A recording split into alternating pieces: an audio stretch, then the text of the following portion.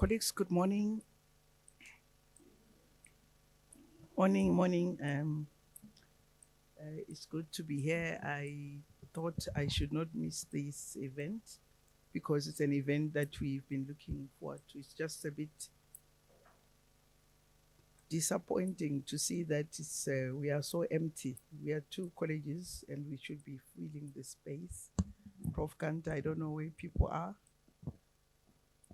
Today is warmer than the other days, so I thought people would be here.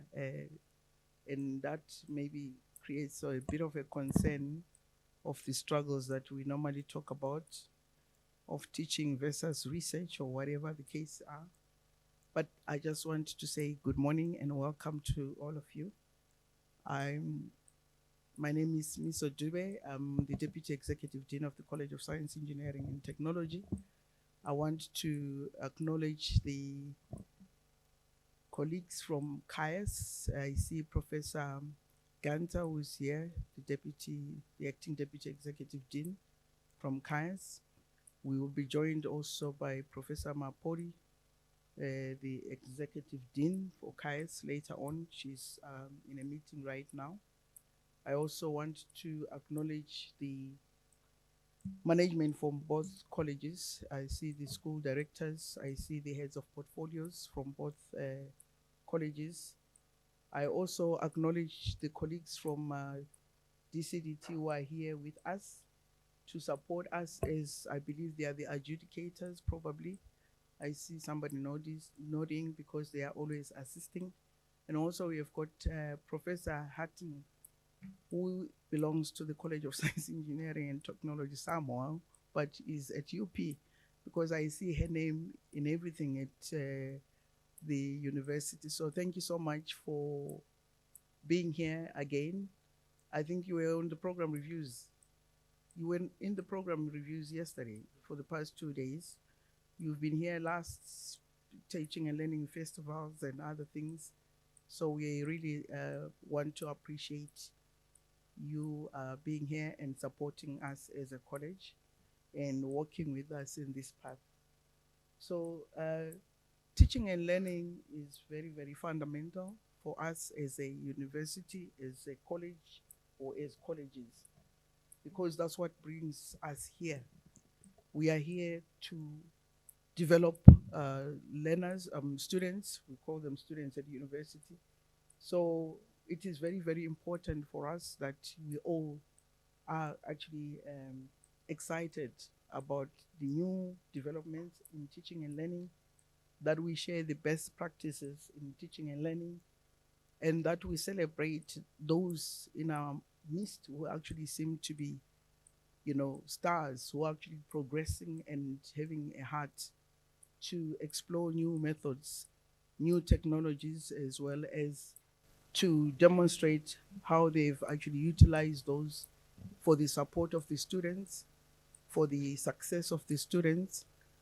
We are actually in a season where, as a university, and I don't think it's just us, but Unisa is most impacted from our reports that when we look at our CHE reviews, when you look at the core reviews, the reviews that we have as an institution, when you look at maybe reports from other entities, whether it's EXA or program reviews that we do, there are always, concerns about our throughput rates, our success, our student success. And that cannot be something that we do individually or in silos. So I like the theme that we have for this year, which says going beyond the expected, unified uniqueness for student success. So unified uniqueness for student success, that we need to actually all come together, whether you're innovative in teaching and learning, bringing new ideas of technologies, those are supposed to be towards the success of a student.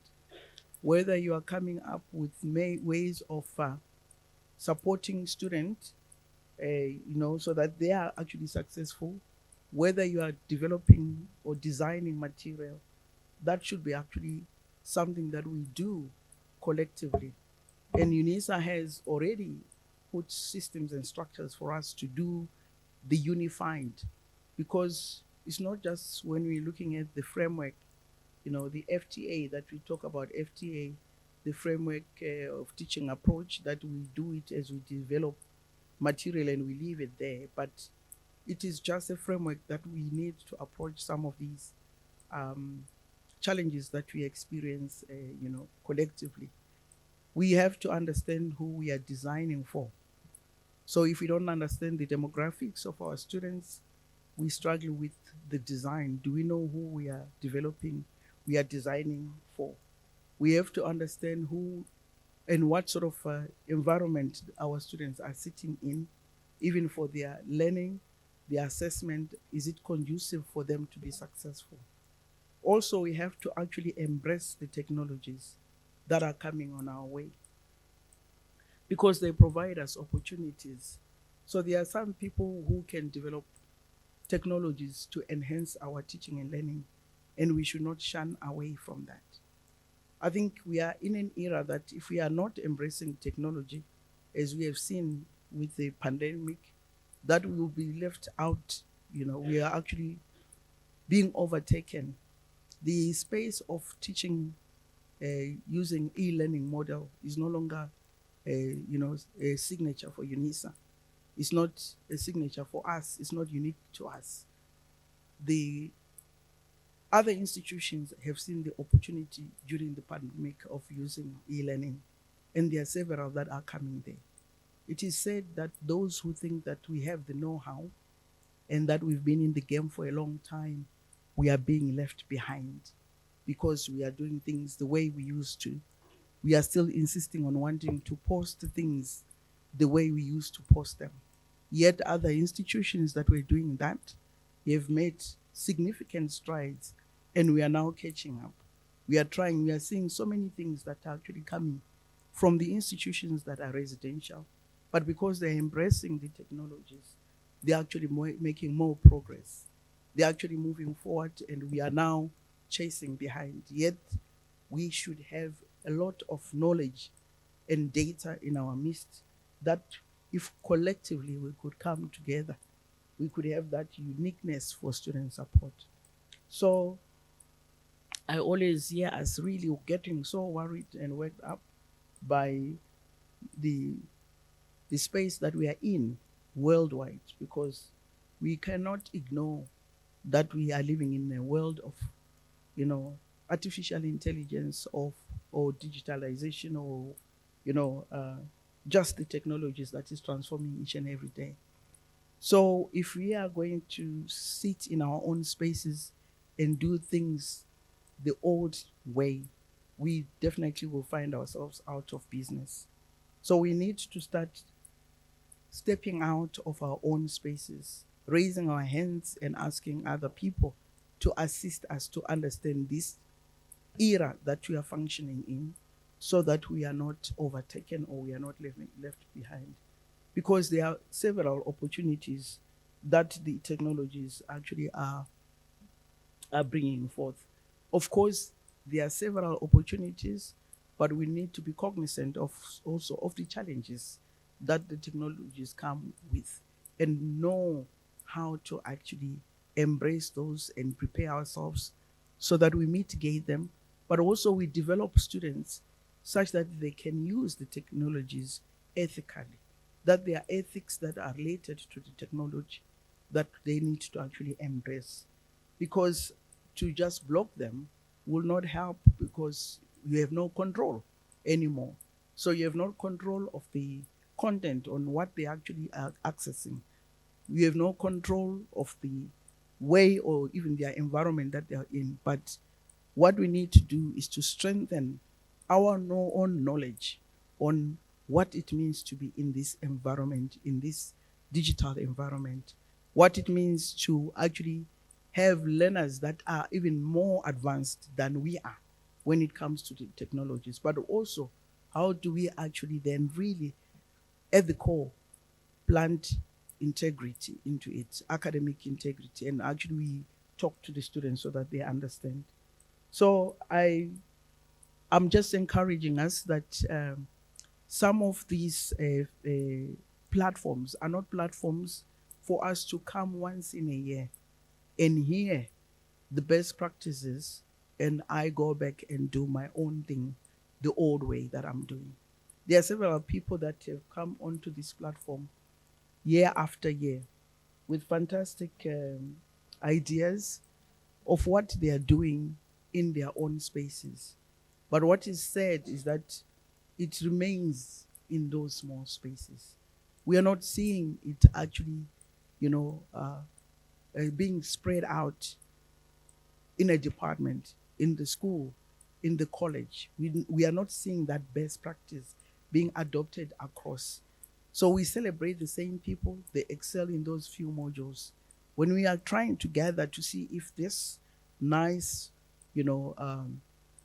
innovative way of teaching is actually being embraced across, we realize no, it's just maybe in those few examples. And then one then wonders, what does it take for us to then really create the communities of practice where we can all come together and engage and reflect? Because we can't approach teaching as a side thing, because it's supposed to be scholarly. We have to actually talk about teaching in a way we are actually excited about our research.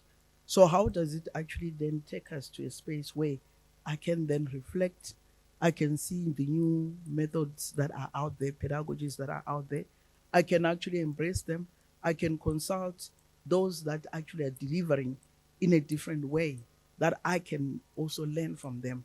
And I can also write my own experiences, because I'm here as a scholar. And as a scholar, I don't just do marking and put it aside and then do research with a different type of a hat. It should be integrated. It should be informed by everything that I do. So if I have the zeal for research, my zeal should actually impact on my teaching and learning. So the way I engage with my research students, I should be able to engage with my undergraduate students with the desire for their success. So I need to reflect and research about how I can actually assist them to be successful. But it seems that if we look at our statistics really, which are really shocking, and we've been being put under scrutiny by DHET, by CHE, on our throughputs, it just seems that we see the statistics and we are shocked and we exclaim on how bad they are, but we move on and we see the same. So I'm just appealing to say, let's look and reflect on our, methodologies, whatever we work with. Who are our students? Do we understand their challenges? Do we develop and design for them? What innovation are we bringing in? Am I afraid of technology? If I'm afraid, let me be assisted by somebody. Because I think I don't want to come and then I find that my students really don't need me in a space like this, because that will definitely happen if you do not actually rise and catch up with what is happening around the world. So let's not think that knowledge belongs, or I'm the one who's giving knowledge. Knowledge is accessible now. So it's how do we facilitate the access to the correct knowledge, and how do students use it also. I will still emphasize on ethically. So I just want to welcome all of us, that let's hear the good work that is being done by the colleagues. Also, we've got adjudicators that will give us feedback on how they actually could strengthen. But we are wishing all the people that raised their hands to present in this 2025 Teaching and Learning Festival. We actually are celebrating you. The fact that you raised your hands, you are winners. I mean, we are so many in the two colleges, and on the program I saw only 5 people, 4 or 5 people. And then I wondered what happened to the rest of the people. How many modules do we have between prof? How many modules do we have to, or did we screen and vet and check out other people? Professor Van Staden, how did we get to 5 people between Cset and Caes? We vetted and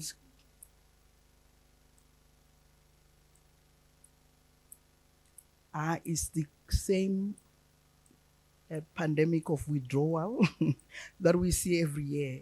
So we have this problem, colleagues, and I really want to encourage us as I close. Every year we have a problem of several submissions, like 20. 14 is a small number. I remember it used to be even 30 sometimes. And then when you come to the end, there are 3 or 4 people. Not that there is a vetting process. No, people just withdraw. Listen to me. Teaching and Learning Festival is happening again next year. Just like we will get an NRF call next year, just like we will get promotions for things, well, maybe promotions is not a good thing because I'm going to the wrong lane now. Just like I want to apply for something that I know happens every year. So what it means is I have to start now. I mean, even preparation for these portfolios is not something that I'm doing now. Remember, you're reflecting on your, maybe even a 5-year period. So you're working towards something. So I just want to encourage us that please next year, Prof. Van Staden and who is in, and the Prof. Who is Professor? Yes, from Caes, that we need to have more than 5 people. 5 people should be the ones who are going to the institutional. We can't be trimmed already so thin to go to the institutional level, when in other spaces they're bringing maybe more people. So let's start. You've got the content.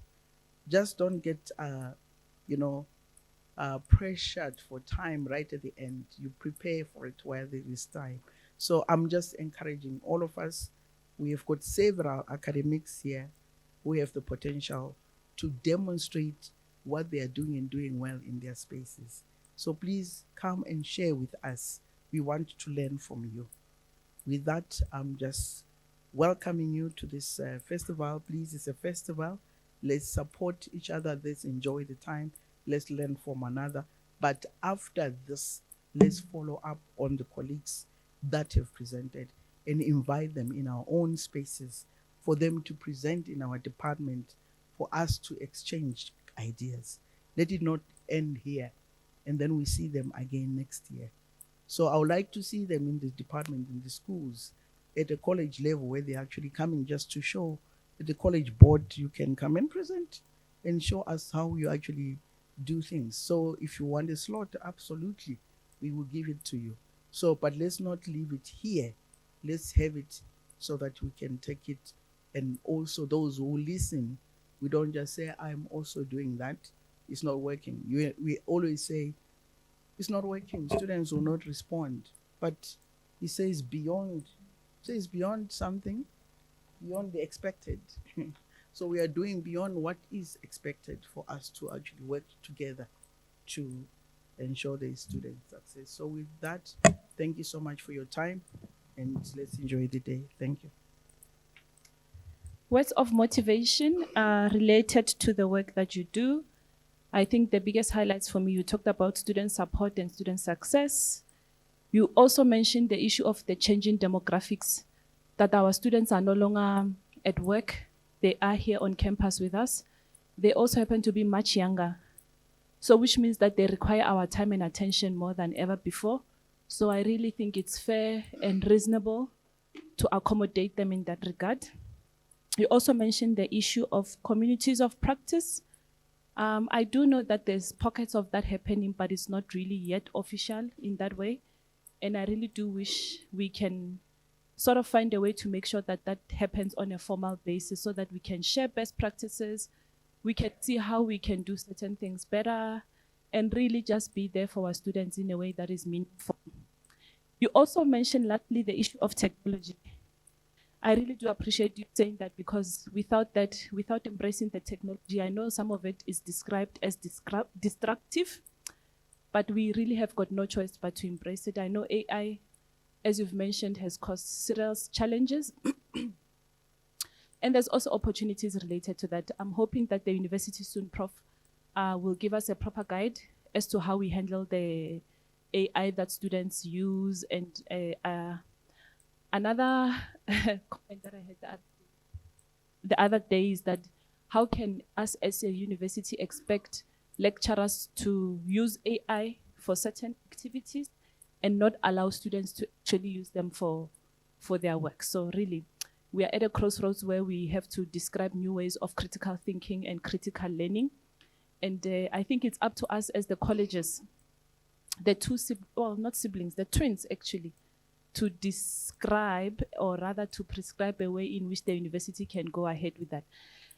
Luckily, thank God for technology once again today.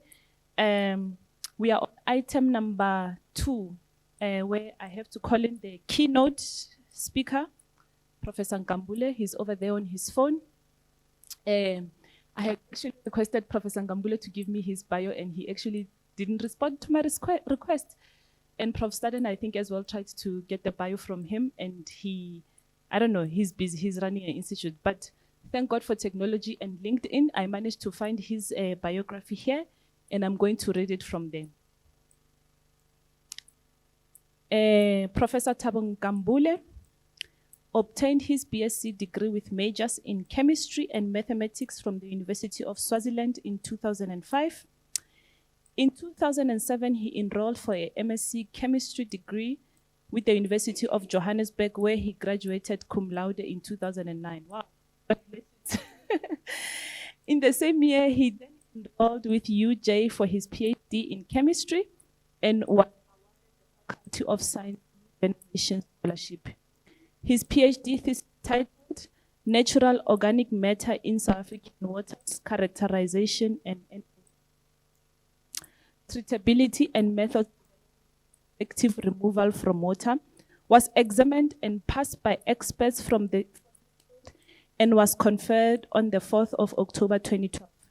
He then did his postdoctoral research at Technical University of Delft, Netherlands, of Dr. Bas Hageman and Prof. Luc Rietveld and Prof. Bheki Mamba in the year 2013. Research involves developing a method for NOM characterization based on both size and polarity, as well as modeling of organic pollutants removal from water using Stimela modeling.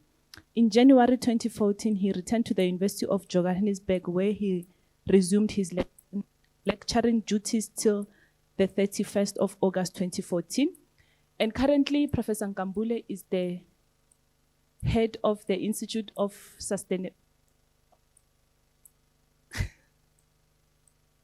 Institute of Nanotechnology and Water Sustainability. Ladies and gentlemen, welcome Professor Kambule on stage to give us his keynote address.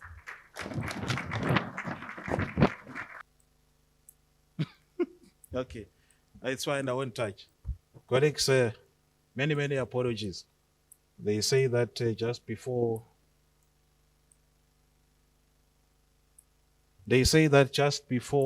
a good thing happens, it becomes very dark. And that's just what happened now. The darkness is the signification of a great thing to come. Once again, good morning to all of us. My name is Thabang Kambule, the head of the Institute for Nanotechnology and Water Sustainability at the College of Science, Engineering and Technology. I was asked to come and give an address, but Professor Dube has actually given the address I was going to give. So it makes things much simpler for me. But before we start sharing our thoughts on this very important occasion, I thought that I would just share some 3 non-teaching and learning related thoughts with the audience. The first one is to say to all of us that when things happen, we must never regret having a good heart, because all good things come back multiplied.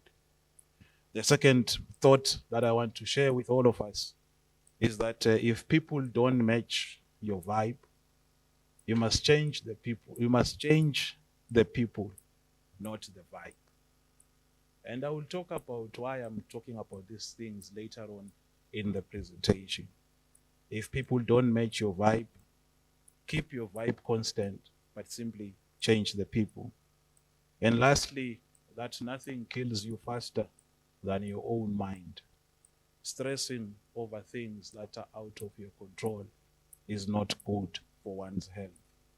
I am the head of the Institute for Nanotechnology and Water Sustainability, an institute that was founded on the 1st of September 2014, and we turned 10 years last September. And we were founded by Professor Mamba, Professor Msagati, and myself. And we are currently a very, very big producer of the body of knowledge to this university. We do teaching and learning at iNanos, but we do it in a different context. And it's largely the context that I will be talking about here today. We are 11 years old this year. On the 1st of September, we officially turn 11 years old, and we will reflect a bit on our teaching and learning strategy over the years as well. We are 39 staff members at the Institute, 30 of which are academics, all of whom have PhDs. 17 of those academics are NRF rated, with the highest NRF rating being a C1 NRF rating. And we hope that within the next 4 years, we will have 1 or 2 be NRF rated scholars. We have got 18 postdoctoral fellows in the Institute, and 6 of them are women. And we have got 111 currently actively registered full-time PhD students that are here on campus. And we have produced over the last 11 years 1,445 papers. And this quarter alone, we have produced, not this quarter, this half alone, by end of June, we had produced 35.6 ROUs. Now, let's come back to today. I had to do some reading, some consultations, as well as some introspection based on the topic that was given as the theme for this particular event, towards a unified student uniqueness. And I asked myself, why exactly does this unified uniqueness matter? Firstly, because of the evolving complexity in higher education of our students. The students' populations are increasingly diverse, as all of you here know. Diverse culture, diverse ability, needing different learning styles, and diverse life circumstances. Therefore, the traditional one-size-fits-all model of addressing this diversity is different and must be done effectively. There is a growing need therefore, for inclusive, adaptive, and student-centered approaches, all of which you know. What exactly is this unified uniqueness? It is a framework that embraces individuality while fostering a shared academic purpose. It prioritizes belonging, and this is very important as we continue to address today's engagements. It prioritizes belonging, engagement, and personalized successes through inclusive teaching, collaborative learning, and most importantly, mentoring. It also aligns with social constructivist and inclusive education theories. This unified uniqueness, speaking to individual identity and shared purpose, as well as student success. I see when I look at the program that Mosia and others are very, very good on developing methods on student retention and throughput rates and all of that, and I'm looking forward to seeing their presentations today. But what do we have to do as scholars, as teachers? And I will call all of us here teachers, because we are teachers. And I always find it strange when lecturers refuse to be called teachers, because we are teachers. What goes beyond this one-size-fits-all, this theoretical framework? The problem with standardization, as you know it, having to do things in a unified, uniform way that overlooks diversity learning needs, it limits the opportunities for student connection, creativity, and engagement. And recently I was at the Penn State University, where I also was part of a curriculum development where the students themselves are actually part of the framing of the curriculum. These theoretical foundations for change, for example, in terms of social constructivism emphasizes the co-creation of knowledge between educators and students. What we are teaching, of course, must be responding to particular needs of the community, and it will be more effective when we involve our students in this co-creation. This inclusive education that prioritizes student agency, the voice and the context in the learning process. Now, I also asked myself, what strategies then are there for the university, in particular for Unisa, for this unified uniqueness? And I came up with about 5 strategies. And you colleagues, I think as we engage today, we will see whether these strategies need more, or maybe some of these strategies are not necessary, but most importantly, that some of these strategies are already being employed. I always struggle with this term pedagogy for obvious reason, as a person who mostly does research rather than teaching. This universal design for learning, as well as flexible assessment methods, oral presentations, experiential projects, and so on and so forth. Number 2, in terms of collaborative learning, the cross-cultural interdisciplinary teamwork involving students in the curriculum design, as we've already said. Number 3, and Professor Dube spoke passionately about this aspect of technology for personalization, technology for teaching, early alerts for at-risk students, as well as adaptive learning and data analytics. Something that's very, very close to me is the issue of mentoring and peer engagement. Because if we are able to mentor and be mentored as well, we are able to connect students to mentors, ourselves as staff members having a very, very healthy mentor-mentee relationship, so that we can learn, transfer skills that strengthens the academic as well as the social integration. And lastly, this aspect of inclusive curriculum, where we look at the empowered student voice, where we don't just take students as people who need to hear and listen from us, but also we give them a voice on how they want to be taught and how they see this teaching and learning experience benefiting them. And this participation in curriculum and governance is very, very important. So these 5 strategies are what I think are part of the most important strategies for advancing this unified uniqueness. Flexible pedagogy, strategy number 1.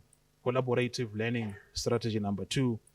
Technology for personalization in teaching and learning, strategy number 3. Mentoring and peer engagement, strategy number 4, as well as inclusive curriculum, strategy number 5.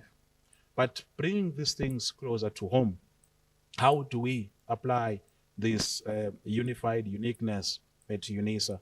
And of course, we are aware that everything happens through policy, and everything is guided by policy in its implementation. And therefore ensuring that we as lecturers, as teachers, as professors, are part of the policy reflections and reviewing and ensuring and embed this inclusive pedagogy in the Unisa's policy. Also working on scale personalization through digital platforms. Professor Mkandla's guidance, as well as all colleagues who work on 4IR, the School of Computing in particular, very important in this scaling of this personalization of our through our digital platforms. And of course, being able to build the academic online communities. We are predominantly a CODEL university, which means that our presence online through communities must be very, very important. The recommendations in that aspect is ensuring that there is investment in the faculty stroke college development, this diversity in assessment methods, expanding a lot on mentorship programs, and leveraging on AI and learning analytics, as well as promoting student partnerships. One of the most controversial thing at this moment is the use of AI-powered tools in education. We had a case just yesterday where one of our students is ready to submit a thesis, a master's dissertation for examination. The similarity index of that thesis less than 15%. Everything looks good, everything looks great.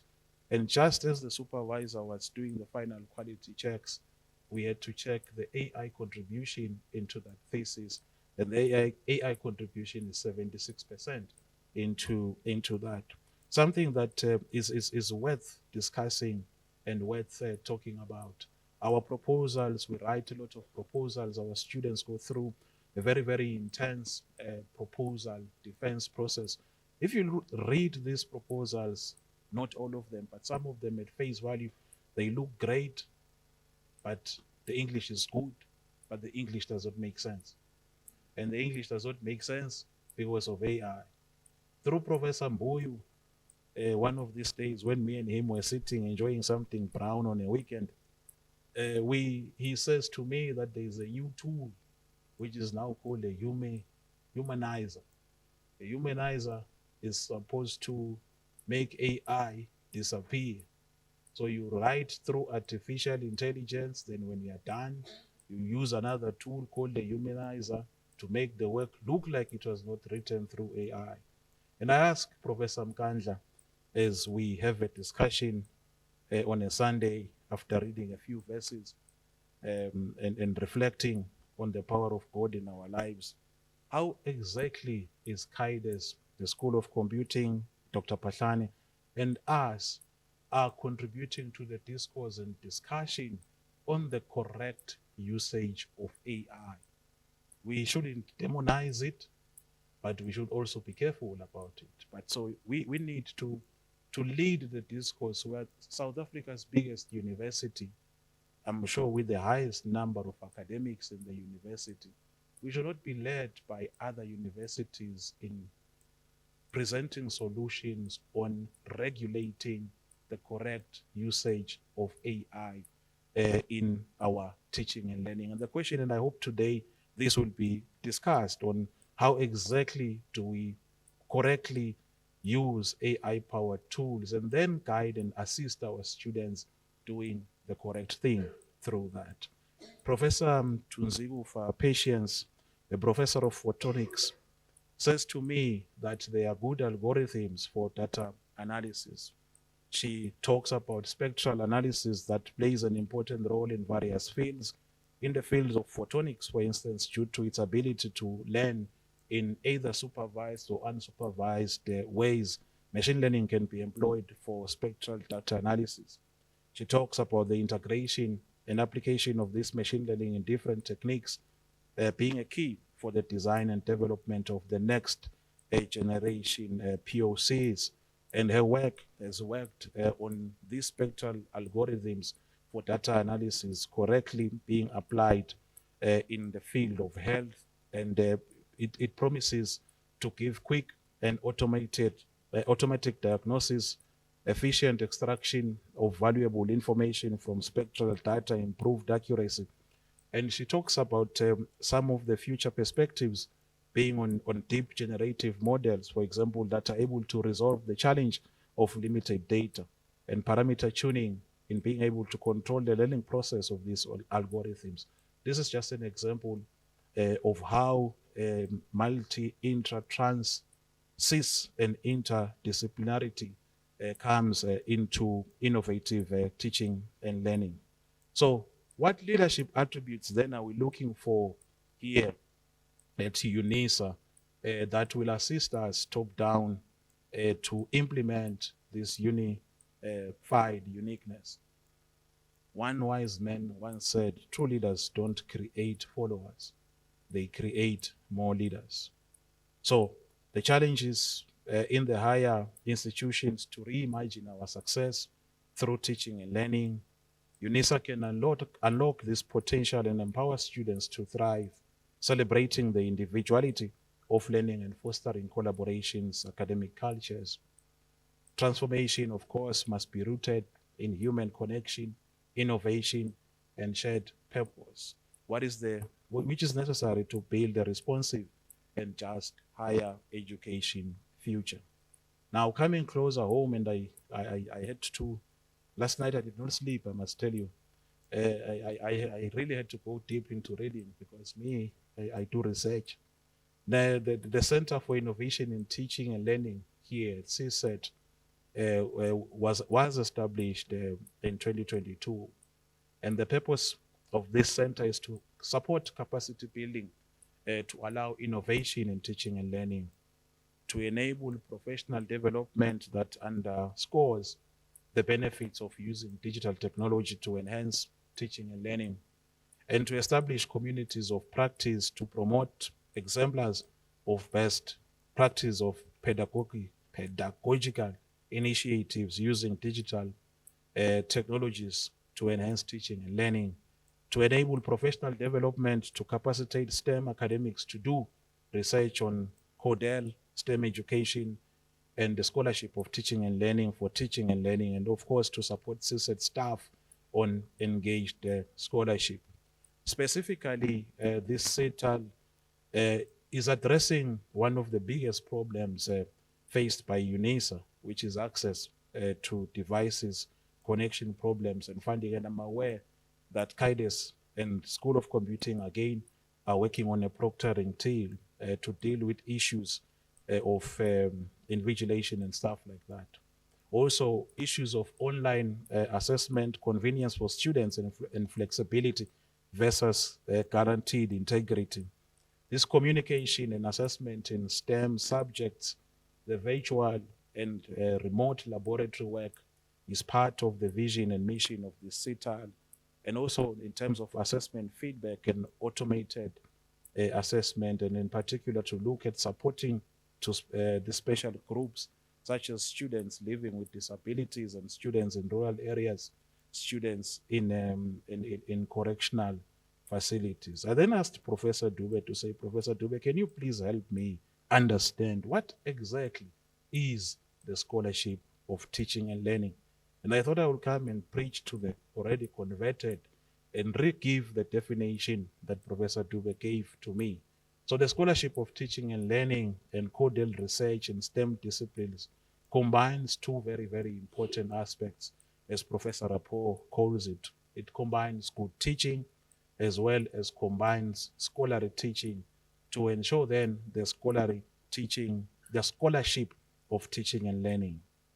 Bishop Clark defines scholarship of teaching and learning as the study of teaching and learning and the communication of findings so that a body of knowledge can be established. So that then if we involve ourselves in the scholarship of teaching and learning, we should be evidence-based, we should be grounded on theory, and then include this systematic study also involving the sharing of the findings of what we have systematically studied. Now, of course, all of this that I've said to you, there's nothing keynote material about it because you colleagues are excellent in doing this, are twice as excellent as me in doing it, and twice and three times as excellent as us at INANOS in doing it. But one of the values for me that matters, and it's something that I'm going to focus on for the last 5 minutes of my talk, is in ensuring an enabling environment for us to succeed and be successful in what we are doing. We are students, we have postdoctoral fellows, we are staff members. Everything that we do is based firstly on us being human beings before everything else. Our students are human beings before they are students. So too are us as staff members. We are human beings before we are students. Now, when you talk about this then unified approach in promoting student excellence, it's very important that you remember in everything that you do that you are teaching human beings. The part of these human beings becoming students is more like just a question of a title, but these are human beings. So one of the things that we do then in promoting an environment of promoting humanity amongst us is that we understand and we celebrate the different heritages across the institute. We are 75% South African students and 25% international students. And during Heritage Day in September, we celebrate South African heritage. And in International Month in October, we celebrate international students so that we can make sure that everyone in the institute appreciates that they are loved and appreciated as a human being.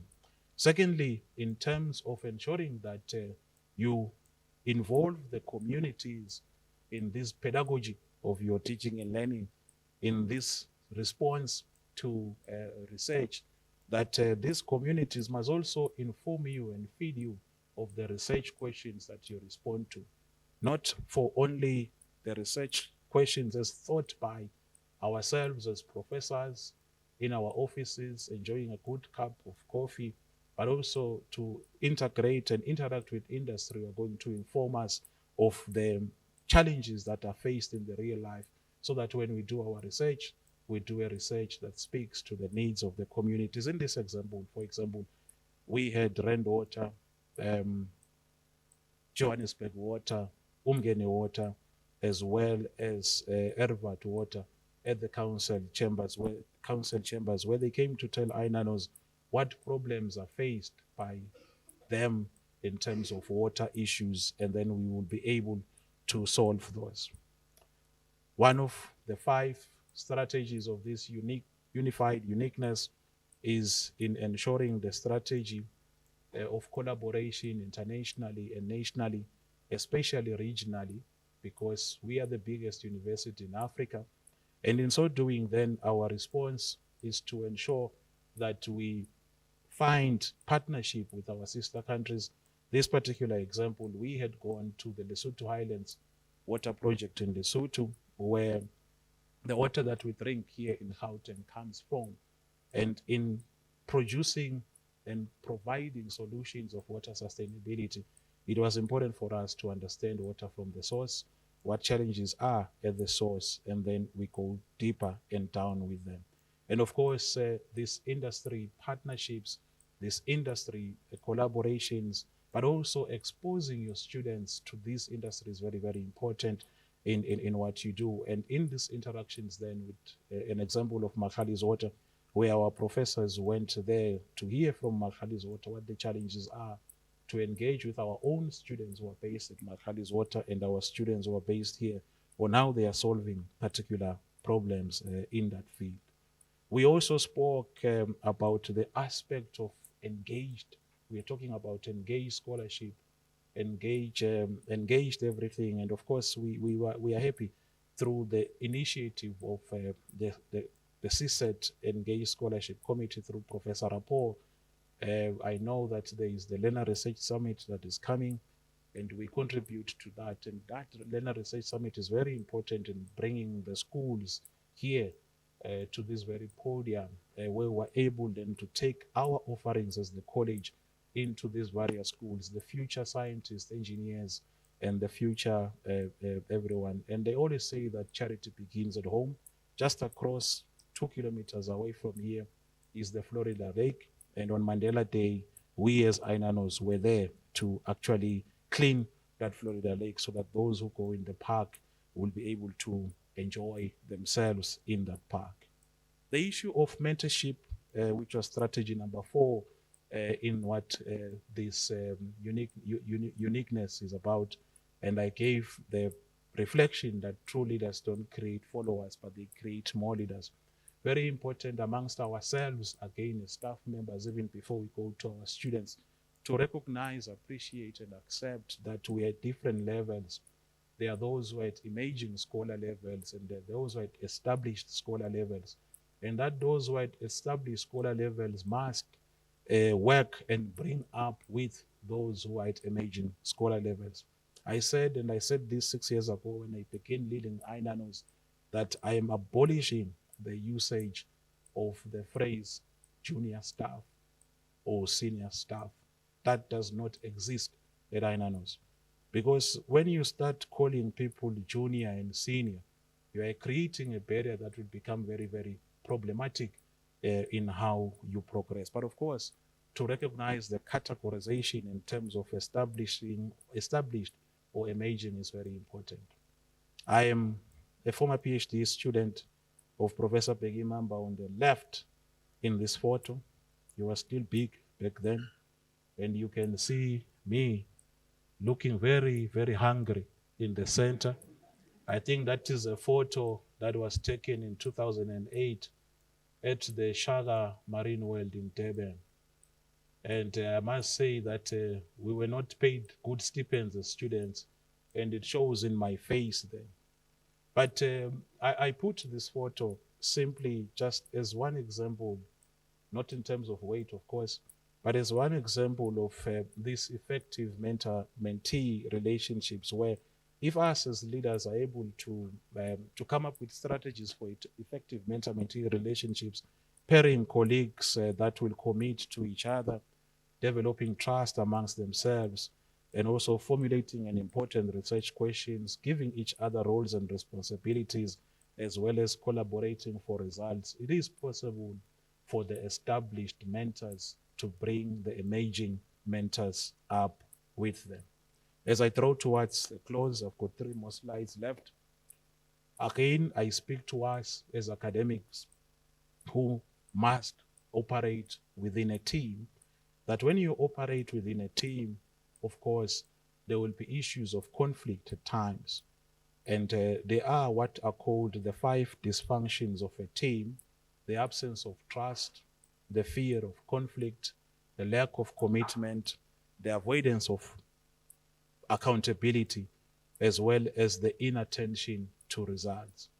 The absence of trust always takes openness to solve. The fear of conflict takes candor. The lack of commitment takes clarity. The avoidance of accountability takes high standards. And of course, the inattention to results leads to success. If we work in a team and pay attention to this, then we will be able to live true to the adage that great teams come together. Great teams understand the importance of trust, of sacrifice, of communication, and of commitment.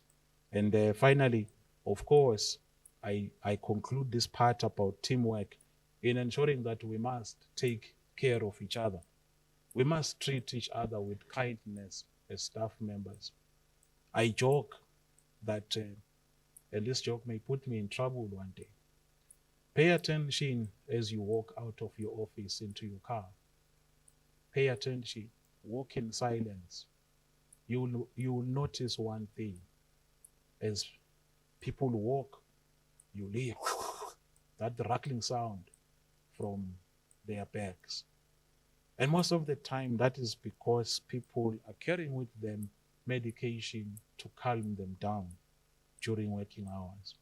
And people are calming their nerves down during working hours because we are horrible towards each other here at work.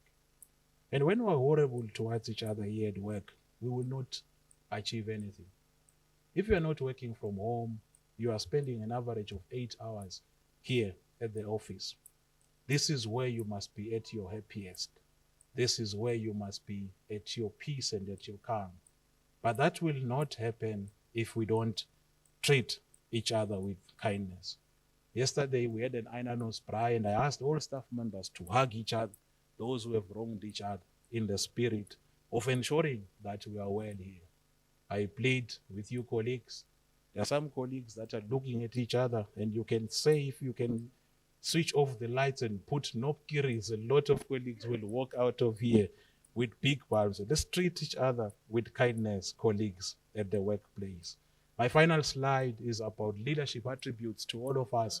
And leadership, I'm not talking about it as a position, but I'm talking about it as a possibility of influence, not as a position. All of us here are leaders.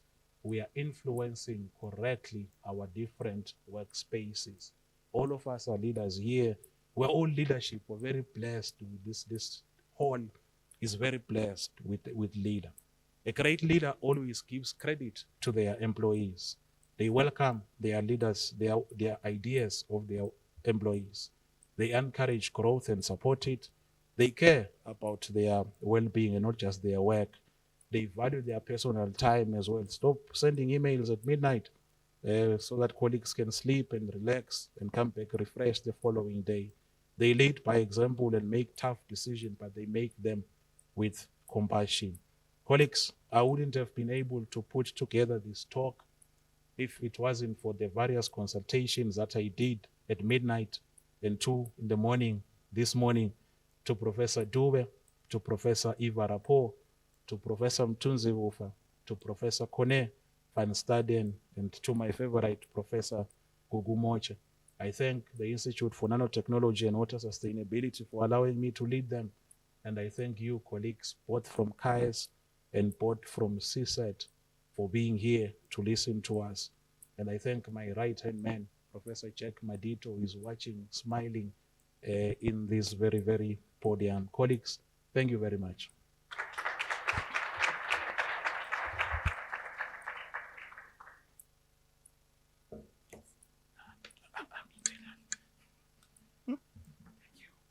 Thank you so much, Professor.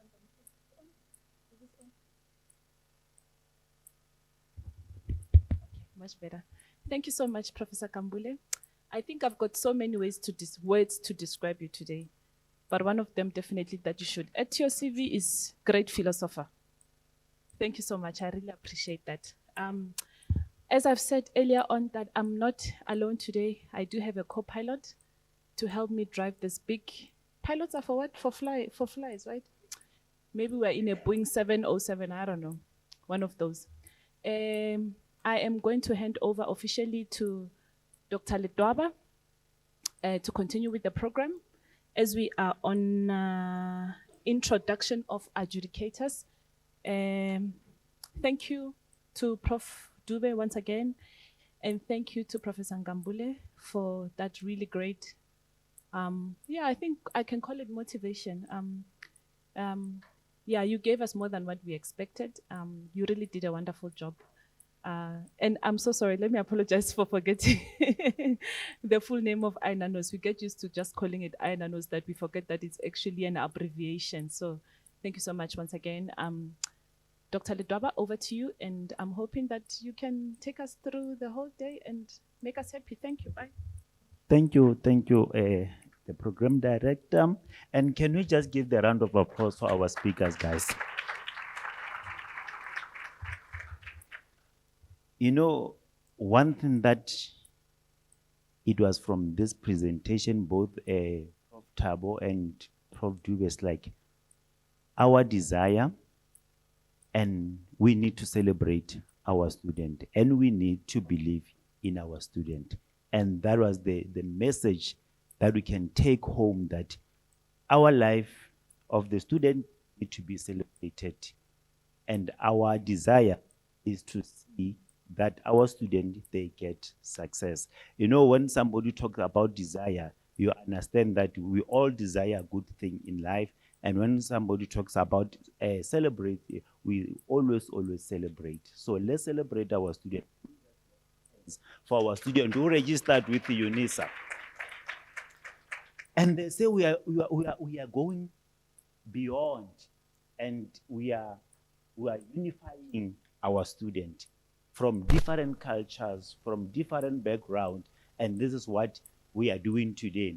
And when Prof. Van Staden was asking me to come and assist, it's like she put something there. She said we must look at the zebra. You know, the zebra, it's like same stripe, but when we look at the zebra, what do we see?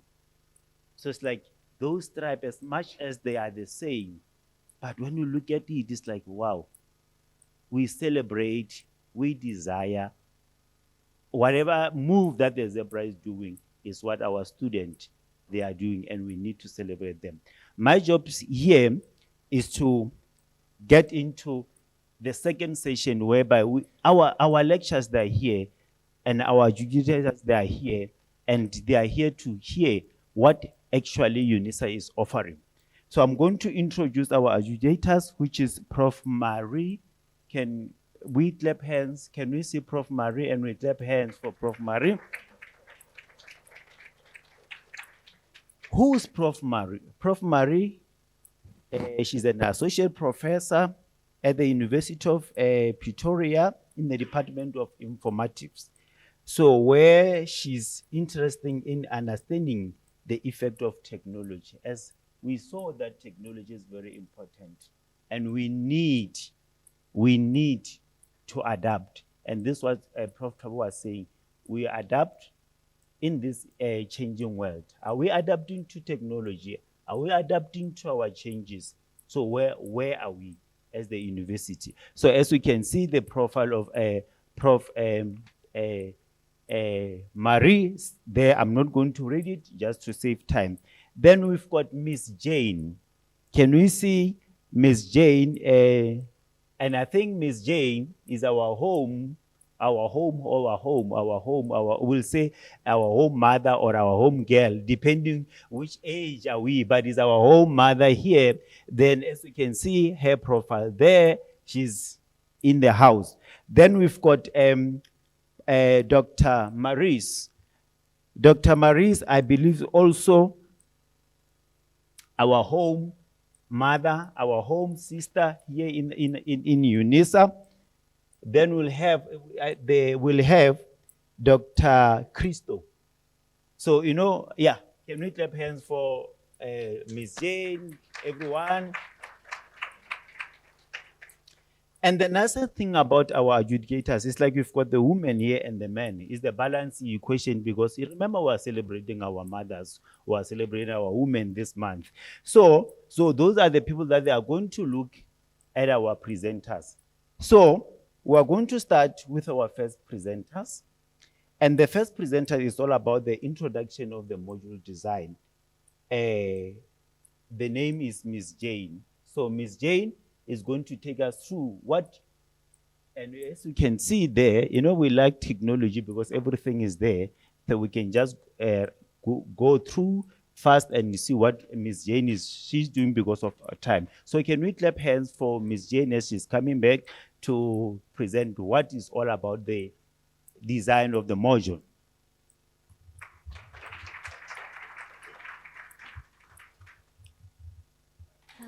Thank you very much for a warm welcome. Ladies and gentlemen, all protocols observed, good morning. Good morning. Dumelang. Khotsong. Khwemore. Dimachironi. You'll see where my talk will be going, my greeting is going, because Unisa is encouraging multilingualism. So I'm learning best from my students that I'm teaching.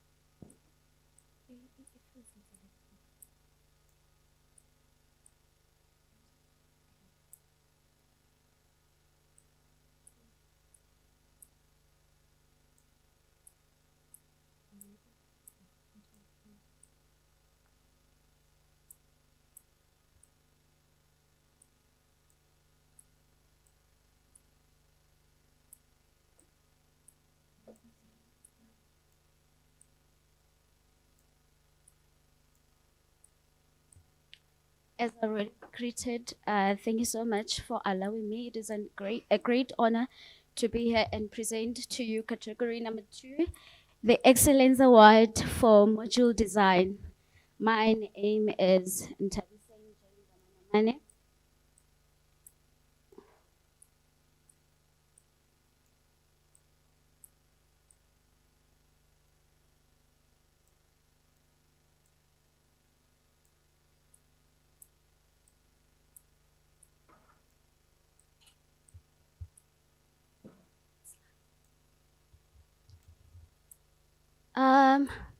So today my opening will be lasting around.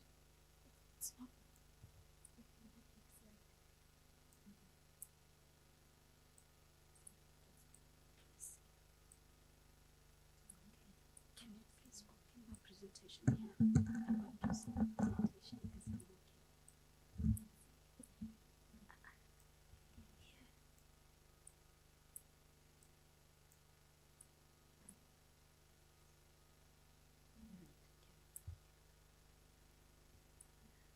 Apologies about that, believing that they will roll my slides when I'm indicating. I'm not controlling my slides. So much like a dazzling zebra, standing resilient and united in an open field, my teaching philosophy is rooted in the power of diversity, collaboration, and adaptation. Each zebra stripe is unique, yet together they form a strong and cohesive group. This mirrors the ethos I bring into my classroom at the University of South Africa. I believe educational, particularly engineering education within the Odell space, should serve as a catalyst and transformation, equity, and sustainable development. My belief is rooted into social constructivism, connectivism, and transformative learning theories. I believe that learning is a social process. And also I believe that learning in a digital age requires connecting to a variety of information sources and also transformation or case when the learners engage in a critical reflection of their experiences. Why, how, and when our students are learning? I believe students are most likely to learn when they understand the real world relevance of the content, the one that I designed, as you'd see when I take you through. Learning is a social and interactive process. So students engage deeply when they collaborate in multilingual discussion forums, WhatsApp, and Teams groups.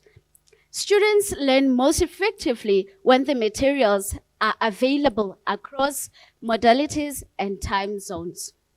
So as you can see on the screen, I developed a material called a wraparound.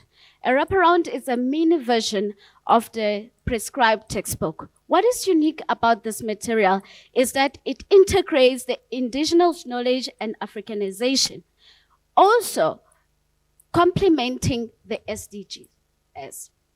As you can see with my module development, it started in 2018, where we developed and personalized as to, because I'm a former Unisa student, I had observed these challenges when I was sitting behind the table at Unisa being taught at a distance.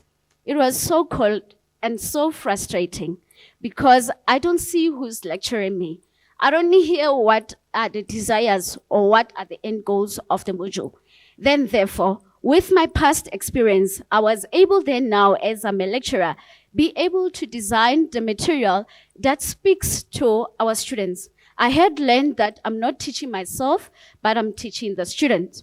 So the ongoing communication here are the OERs developed. The reason why I'm actually stressing on the OERs is because several students had approached me to say that they're struggling to purchase the prescribed textbook. As you would know that the engineering textbooks are actually expensive because my prescribed textbook is about 1,400 rand. So I had to come up with the strategy of developing the OERs from the published OER site, like the open textbooks and OERs Commons and so on. As you can see on the OERs, they are per chapter. So we have 6 chapters from chapter 1 and chapter 2. So these OERs, the tricky part is that we need to do the quality assurance on the OERs that we are using. Because some of them you find that it's a bunch of content that the lecturer needs to filter the content and send it for quality assurance to ensure the alignment between the OERs and the materials that are prescribed for the University of South Africa. I would like to state the important fact again on the utilization of the OERs. On our experiments, because our experiments are run on the side, the role of the OERs then again is to give the students exposure of the experiments before they get into our Unisa lab to save their time and also make the engagement effective. Remember, I had said that the materials that I have developed is also African and globalized.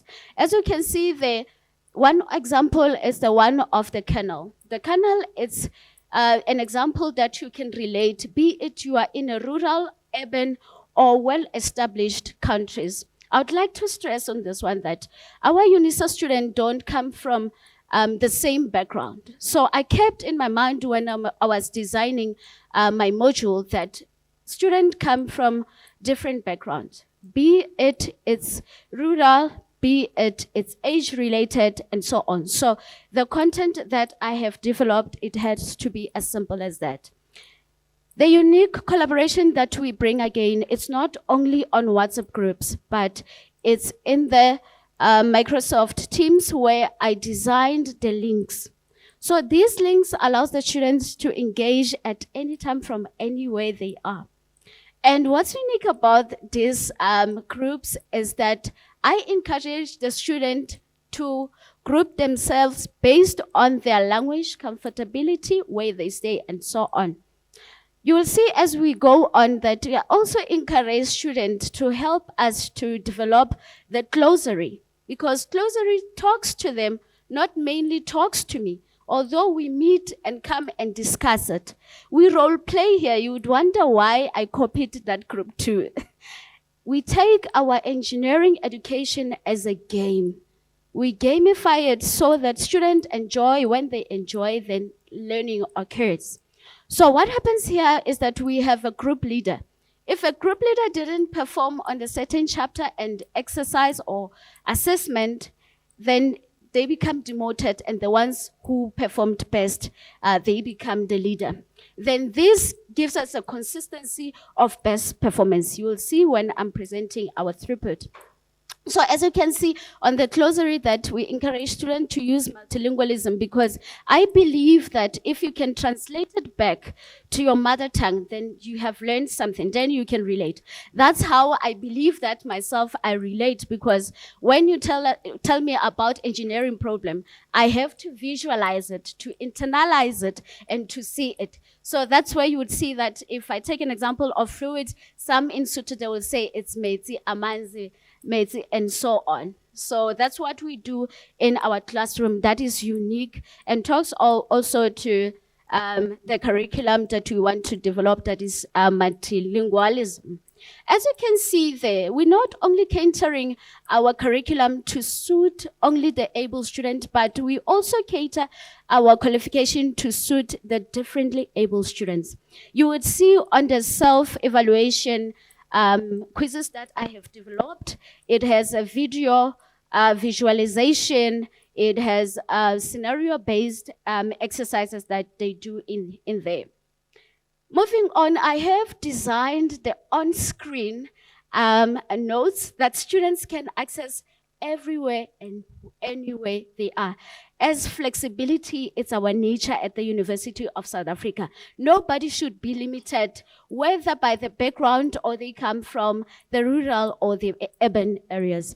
As you can see there, it's not only theoretical, but it's coupled with the videos that students can watch, the exercises and examples that students solve within their groups, and also the applications in there. It doesn't end there. What's nice about this, because it's an entry level module, we do the recordings, but as you see there, we have tutorial questions. So what I've designed to enhance learning, the tutorial questions. So in the groups that I'm monitoring from the WhatsApp, it's not only to monitor the content, but the game that we bring, that students should always solve their tutorial questions.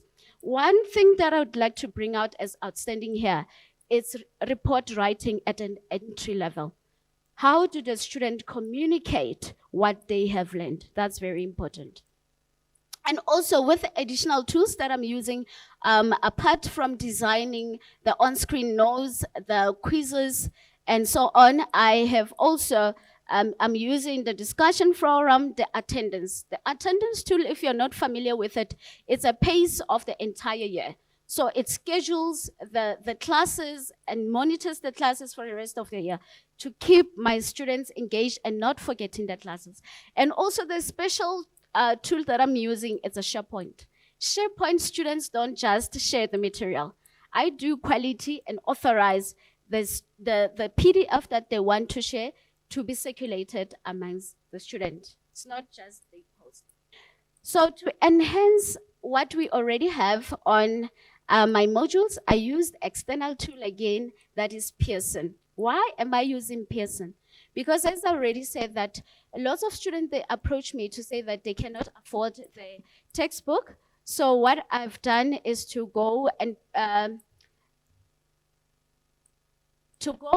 ask Pearson to develop a module with my content and also the prescribed textbook within the platform. So this platform is cheap. It only costs 400 versus 1.4. Also, the benefits of the platform of the Pearson, it comes with self-pacing tests and exercises and what we call study area. So the lecturing that I bring to the table doesn't end in a class. As you can see, it goes beyond the working time. You see, it's past 1 midnight, it's 2 o'clock midnight. Why am I doing this? It's because we have high dropout rate. The material can be designed well, but if the students are not engaging with the material and they give up along the way, I feel bad as a lecturer. I feel as if I'm not supporting them emotionally. You can see lots of love from my side, from their side as well. Not only that, it's the publication on, when you look at your left-hand slide, where I would give the highest performer, the average, and the low, but not naming a shame, but just to showing them that next time you will be on the upper performance. And it doesn't end there. When there are bursaries, I do share on the middle slide with them that they can apply for the bursaries and so on. Well, with what we are doing, you can track the performance from there, not bragging, but it is really working, our module design. And not ending there, that we have learned over the years that since we moved to the year modules, our numbers are frequently increasing each and every year. So we are part of the call of 2025 for e-tutor recruitment. Not to brag about it, but we do have the student feedback as to is it working, it's not working, where to improve and where to enhance. The one that melts my heart is the one that my boss sent to me after the student copy him into the congratulation or the reflection on the module. He said, "Congratulations on your contribution on the great work for our student. We are filled with joy and pride as a department seeing you getting recognition by our students. We are so proud of you." I'm not just going to leave you. I'm leaving you with, do to others what you'd like them to do to you.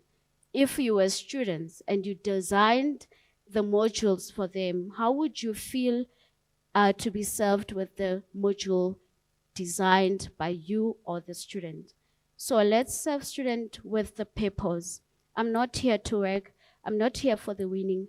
I'm here for the learning and enhancing on the knowledge that I already know. I'm humbled by this opportunity.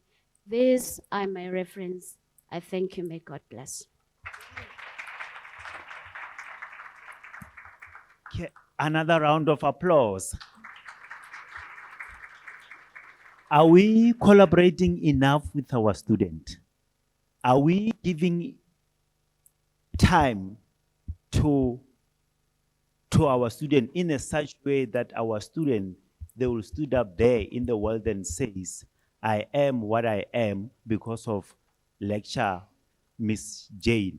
Thank you, Miss Jane. So we're going to open question for our adjudicators, which is going to only be for them only. Then from there, we'll call Prof. Van Staden to come in front. Sorry, guys, we only have one mic, so I'm just going to move around as they are busy preparing the other mic. Thank you, Ms. Jane. That was a really passionate presentation, and your passion for the subject came through. Firstly, I have to compliment you on your choice of shirt, pulling the theme through. So well done on that. I really liked reading your portfolio. It was really professionally structured, so well done on that. I just want to know, what was your challenges implementing or module?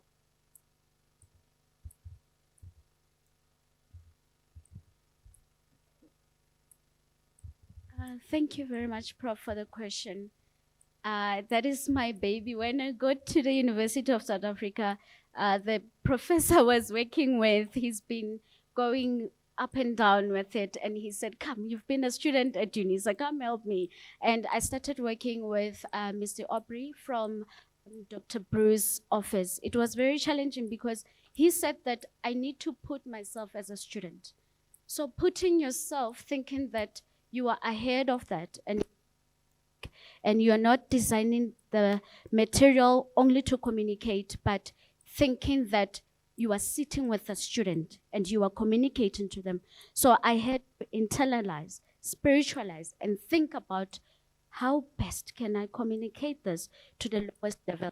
Remembering that it's an engineering content, you need to figure out how then do you best communicate it. I think the communication and delivery, it was really difficult. It took me months to internalize until he says, okay, it passes, it's fine. Thank you.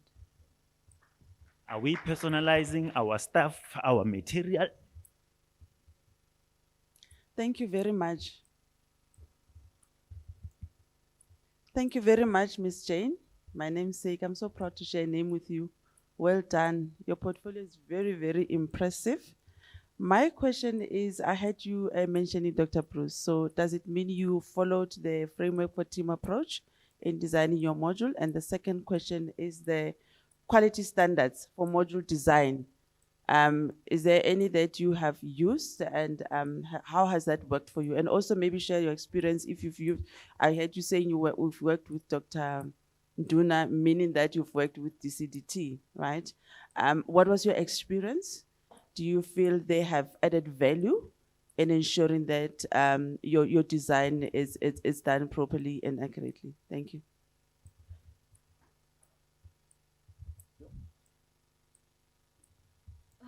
Thank you so much for the questions. I think they're humbling me. They remind me the journey that I've worked on this module design. I'm humbled by the question. Yes, I did follow with Dr. Bruce's office. When we started, I found the module being there and being carried all over with. I was given a coordinator, as I already said, Mr. Aubrey. So he took me through the quality until it's language edited. So I was being criticized with what I read and the cover page, and they said, go back and fix. I felt as if it's very much helpful. It's unlike when you hire somebody to do it, because they are not passionate enough as you as a teacher. So working with the office of Dr. Bruce was humbling, because I got to learn to get out of my comfort zone, to learn writing and to learn to communicate what is it that needed to be communicated. And we did follow the curriculum policy. We did follow all the policy as it's structured within the university. So they took us through until the end. Thank you so much. Thank you.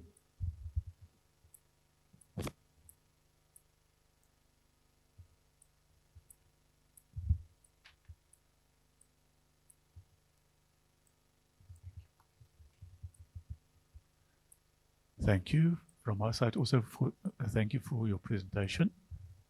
I would like to know, you mentioned MFL 1601 is a wraparound. Is that correct, ma'am?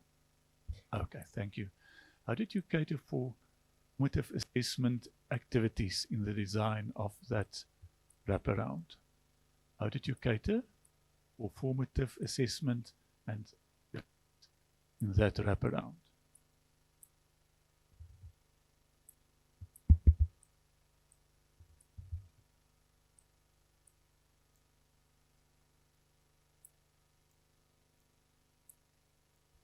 I would like to briefly respond to it. So when we design the formative assessment, we also follow the Unisa policies. We don't go outside them. And normally I would use the previous, as we see on those, I would use the previous assessment so that students, they would practice. And also those were being moderated. We did quality assurance on them and using the Bloom's taxonomy as well. Thank you. Thank you for all those questions, and I hope we get satisfied with the question. I don't know if there is another one question. Oh, Prof. Thank you so much, and I really, really enjoyed both your presentation and your portfolio. So my question is to do with the technology you use and how students respond to the technology you use. So how did you make decisions about which tools, both Moodle and outside of Moodle, to use? And how did your students respond to that? And how in general, do they respond to your group work you know, your attempts to engage them? Thank you. Thank you. Thank you so much for the question once again. I think that one I would kind of like boldly try to answer it in general as what we do. As already reflected, I'm a former Unisa a student who did 2 only assessment. That was really difficult. And some of my assessment I have not even gotten back because they were posted. So with all those struggles, now I'm sitting behind the table as a lecturer, knowing the struggles that the students are facing and knowing humbly so that the student always reach out to me. They have both my cell phone numbers and WhatsApp. So they always reach out to me telling me their problems. I needed to know what is it that they're looking for, they need. So my starting point, Unisa students don't like to log onto class. Our class is on my Unisa. Then the first point to go is, where can I get them? I get them on WhatsApp. I get them on Telegram. Those are the platforms that they love, so that I will pull them towards me.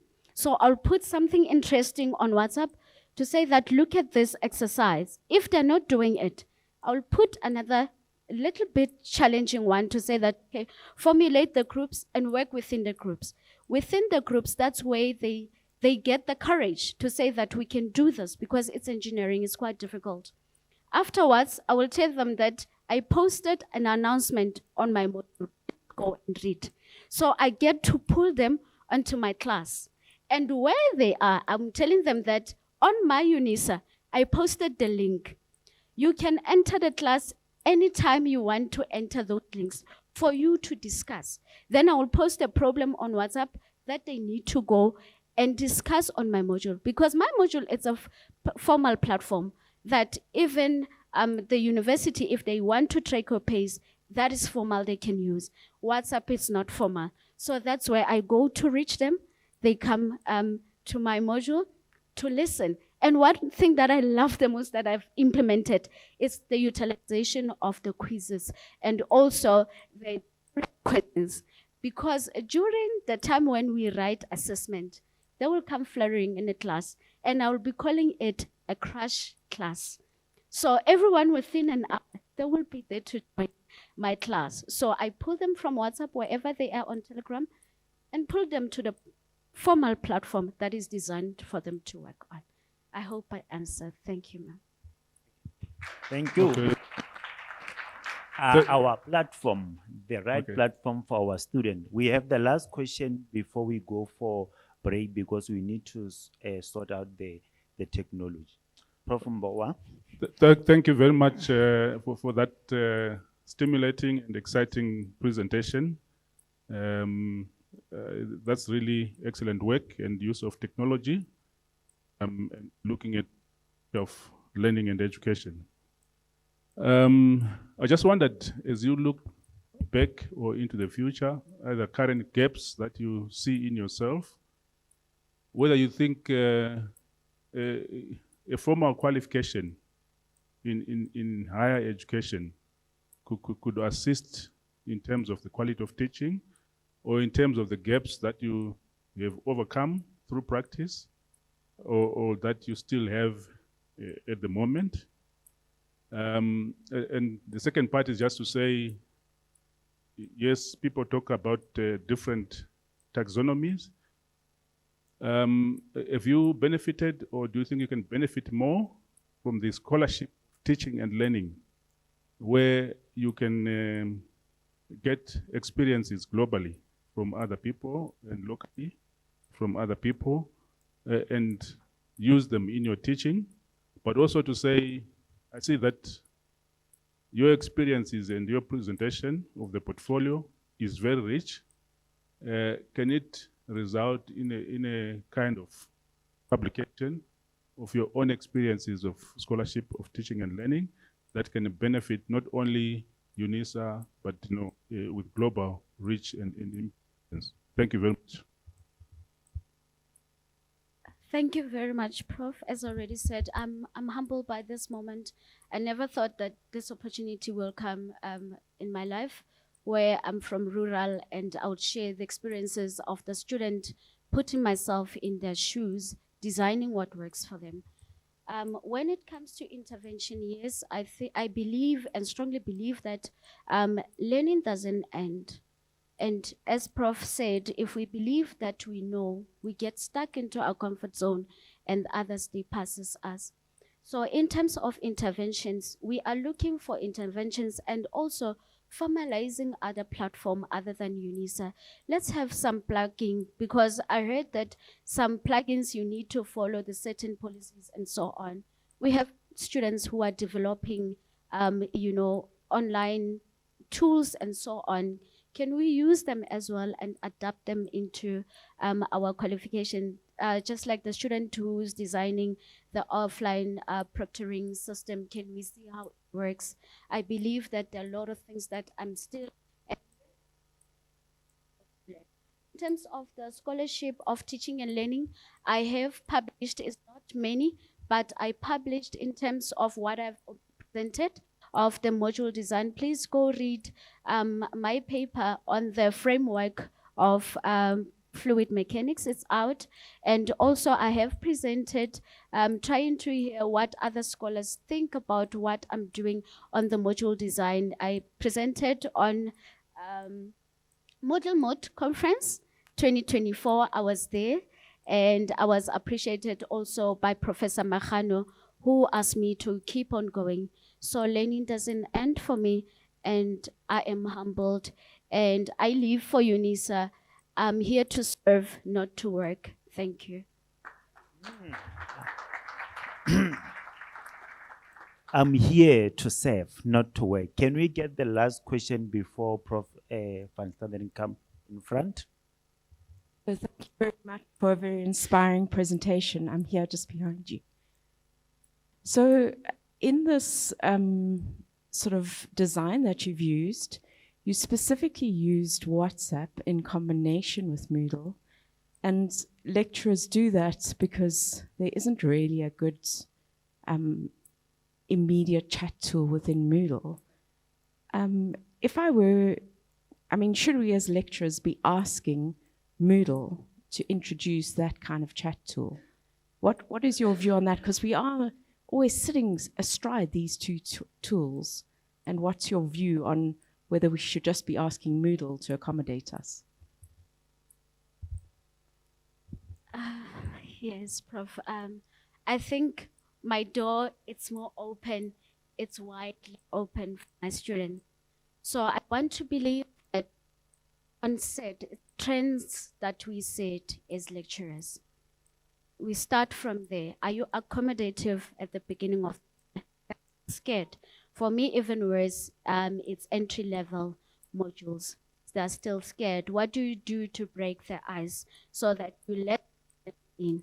Once we win the students, then we see our pass rate going up. We see students who are not scared. I'm going to the tool as to what do we do to incorporate. I'm using chat room as well, but as I already said, because they like WhatsApp more, My link is already there. I say, join the link. If you want to join, of course, we are not allowed to force them to join. I'm presenting myself as I'm here, I'm on WhatsApp, I'm a leader, I oversee the communication that is going through. Please join, as the communication is immediate. It's not really immediate. It's what I posted initially on my modules, then go post it on WhatsApp. It's my last resort. But I'm quite smart to know what they're thinking because they're at my same level as me. So that is what I'm using. But already chat room is already there, and it acts as a WhatsApp. But they love it more. It's rural. It's even the students who are global, they call me on WhatsApp. It's how then the technique that we build as a lecturer, I think that is unique. I think that is the strategy that you are using to pull the student back to where you want to position them. Because within the model, there's no better tool that you can integrate that will call students. It's you who first calls the student. I'll make a humbling example, a short one. I have a son, 8-year-old, living with a disability, permanently brain damaged. The students who are shy to come to me and tell me about the disability. This is reality check in your class currently. Hence, I spoke to the material that I'm designing. I'm keeping in mind my son. If somebody has to teach my son, and my son is limited, how would I best want my son to be taught? There is a student, I won't call him by the name because my colleagues already know him. He would write, I would say that this student is quite smart. He would write 2 exercises. As an analyst, I would see, he writes question 1, question 2. Question 3 and 4, they're not there. He got them correct for 2 consecutive semesters. I heard as a mother, I'm not only a lecturer, but I'm a mom that cares for my students. Irrespective of their age, they're still my kids. So I went to reach out. What is the problem? I told him, because I could hear from his speech, I know my son's speech. I said, I have an 8-year-old living with disabilities, permanently brain damaged, and slowly into doing things. He disclosed, he said, I'm also living with anxiety. So when I see the time expiring, I panic, resort into anxiety, and that's how I fail. He started telling me his history. You see, it's what we open, it's not about the technology, it's the room we open. Then I learned that, okay, next year, when I open my classroom, I would say that I have a son living with disability. Don't be scared to reach out to me, because this differently able, it's personally designed. There's no blanket to say that because of this one is brain damaged, this one is impaired or whatsoever, this is the blanket. They need to come. What room do you open? So even when I'm designing my content, that is the strategy that I use. That's what I meant by internalizing, spiritualizing, and personalizing. I thank you, Prof. Thank you very much, Jane. We really appreciate your passion. I think your passion came through very brilliantly. I would like to call Prof. Dube and Prof. Kambule over. I know Prof. Kambule is very busy, and we just want to hand you a little gift or a word of thanks. I know when I approached you with the theme, you said, what must I say about it? But I think you did very well, and you articulated it well, and we really do appreciate you. Thank you.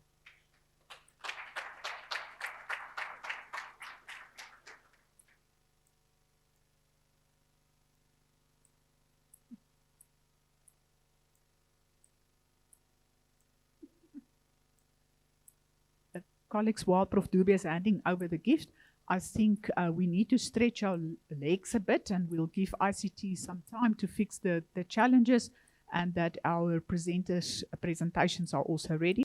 Okay, I think. So we are continuing with our program. I think I was just waiting Miss Jane, because yes, we are just waiting for the others, but we are continuing with our program. Are we inclusive enough?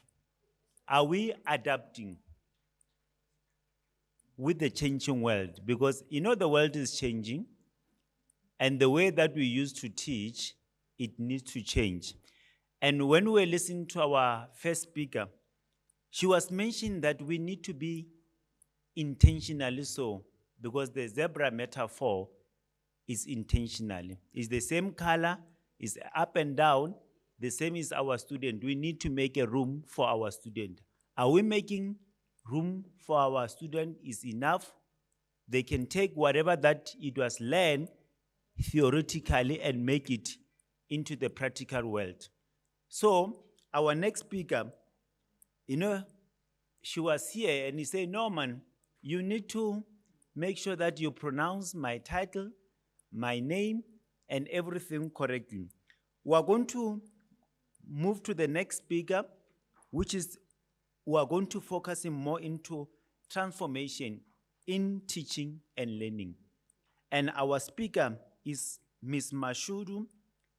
And Ms. Mashudu is from, I think the profile was supposed to be there, but if it's not there, I'm just going to go through the profile of Ms. Mashudu. Ms. Mashudu, patients, Mama Taba. Okay, here we are. Okay, so can we give the round of applause for Ms. Mashudu as is coming back up?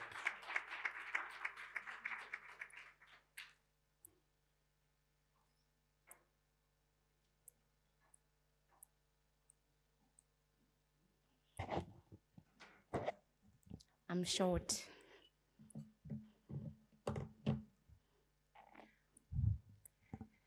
Good morning, colleagues. Yes, I am Ms. Mashudu. I know on the program they wrote doctor. I receive. Okay. Once again, good morning. Dimacheloni, Sanbonani, Niperine, Dumelan, Hoyamora. That is actually how I capture my students, by ensuring that they are all represented and all their languages are represented as I teach students that come from different parts of South Africa. The transformation in teaching is particularly for one of the modules that I teach, which is a contact course known as COC 1501. It is a first-year compulsory module, which is part of the Nature Conservation Diploma. This module basically introduces students to basic field work for the first time, and it does so through extensive field work and experimental work. A key factor of this module is that students are required to meet us at La Palala Wilderness School for a 1-week-long practical session. At the end of the day, the purpose of COC 1501 is to impose the natural environment to students and teach them to apply theoretical knowledge into the real-world context.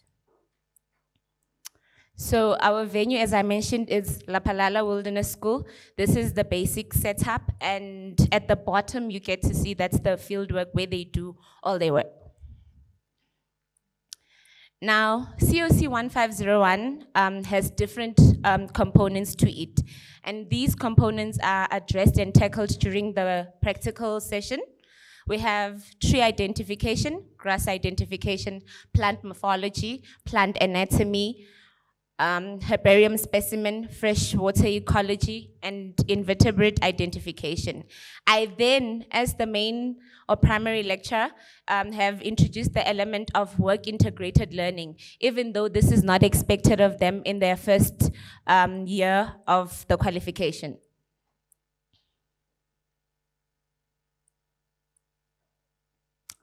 Now, transformation in teaching of the module begins with me having identified that we have high dropout rates.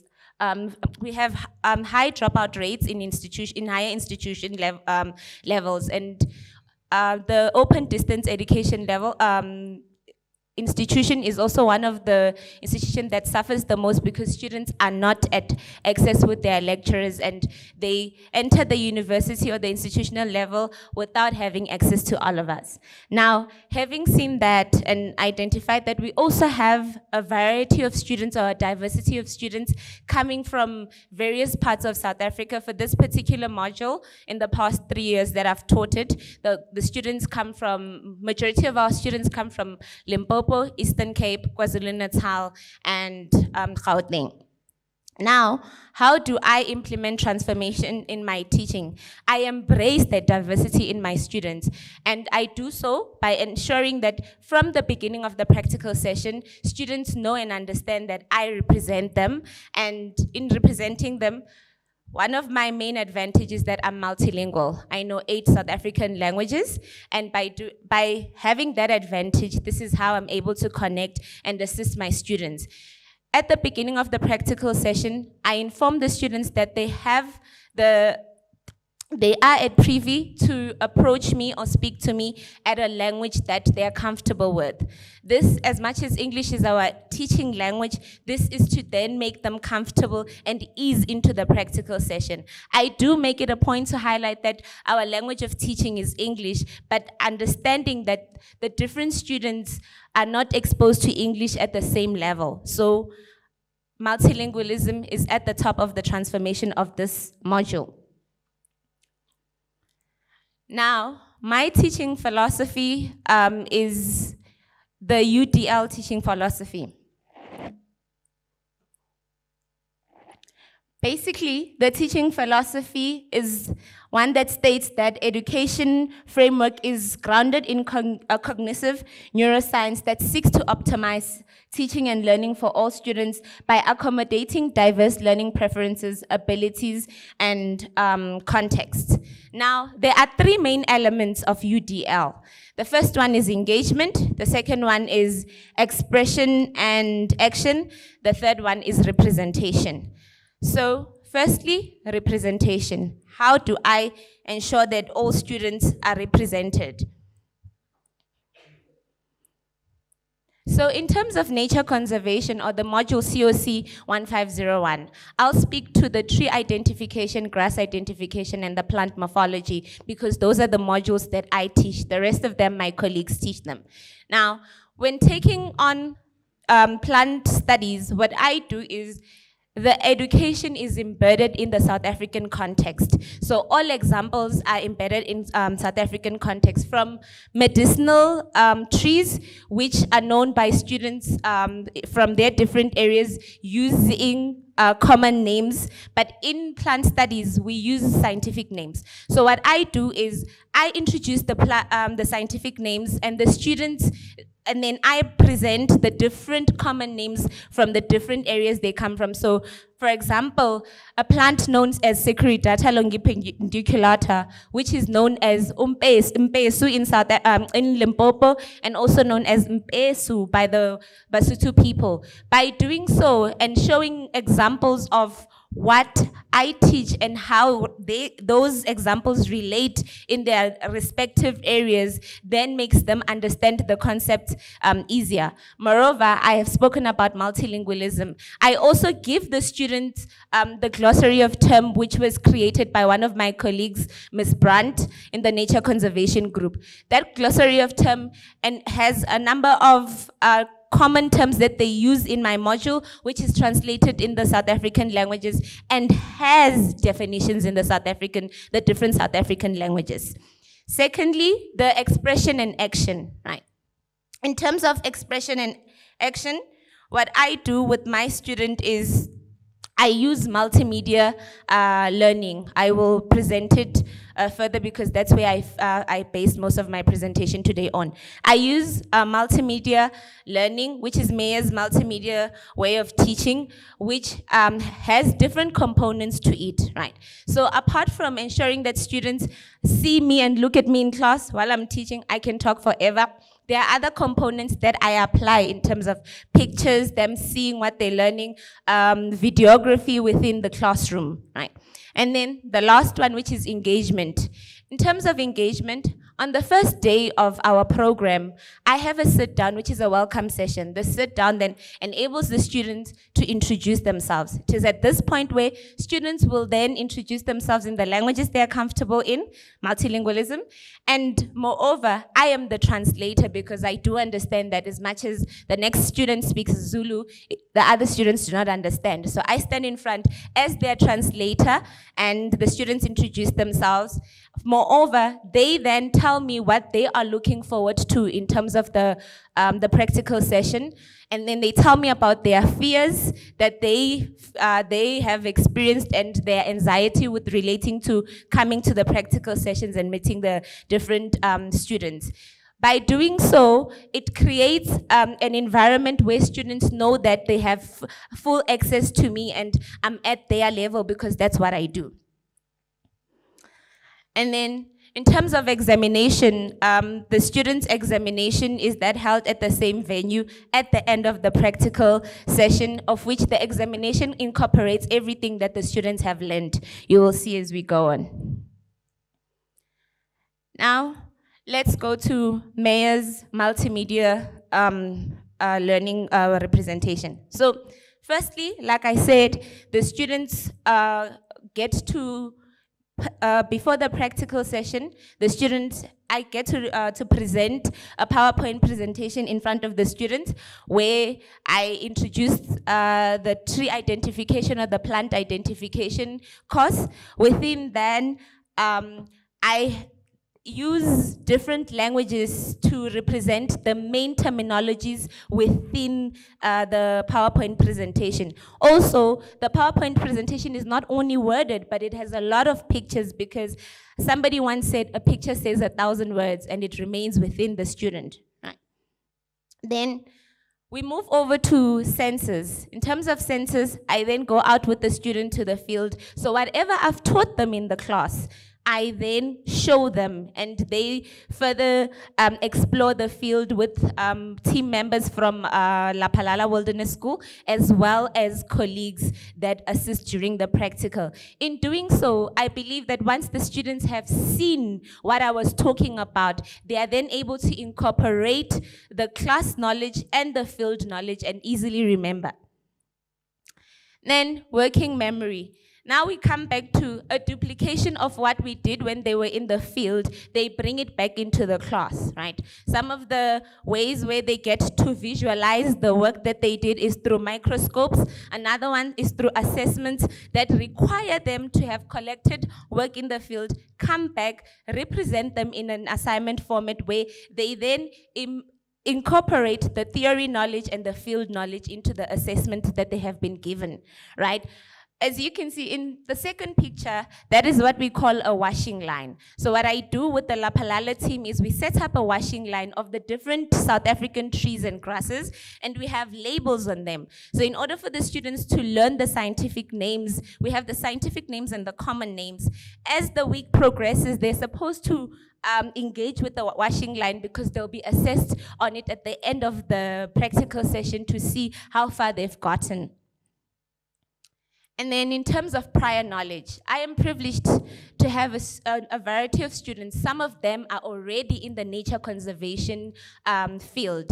So what I do is when I'm teaching certain components, especially those that seem challenging to the students, or if I can engage that students do not seem to understand me, what I do is I bring their actual classmates who are already in the nature conservation field to give those concepts and explain those concepts in an element where they could understand. Because sometimes it's easier when you're hearing it from your peer than when you're hearing it from your teacher.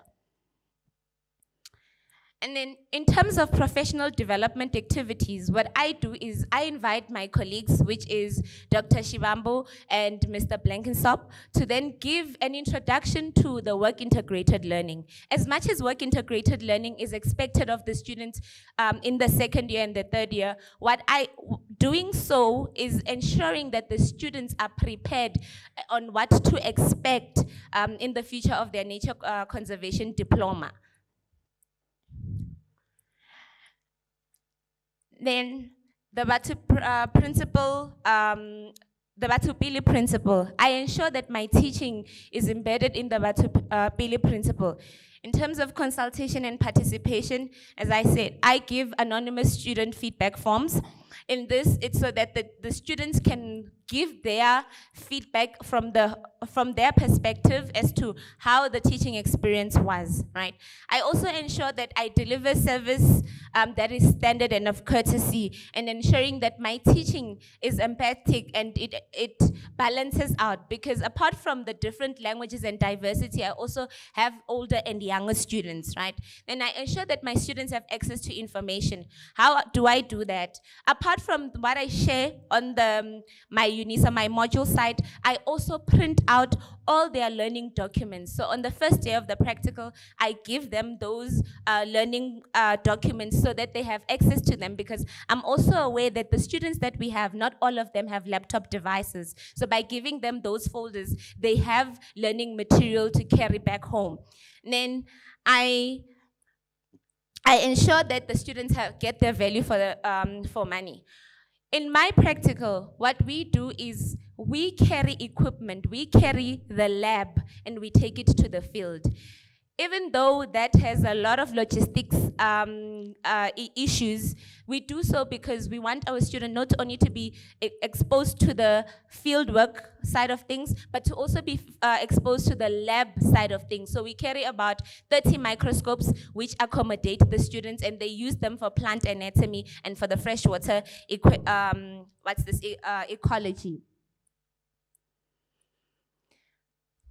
One of the important things that I know is that teaching should not be boring, and teaching should not be something that is too serious. So during the practical, I am very playful with the students in the sense where, firstly, they understand that as much as I'm their teacher, I am also their colleague, right? And they're allowed to express themselves, and they're allowed to enjoy the teaching and the field work while they are learning. So it promotes social cohesion.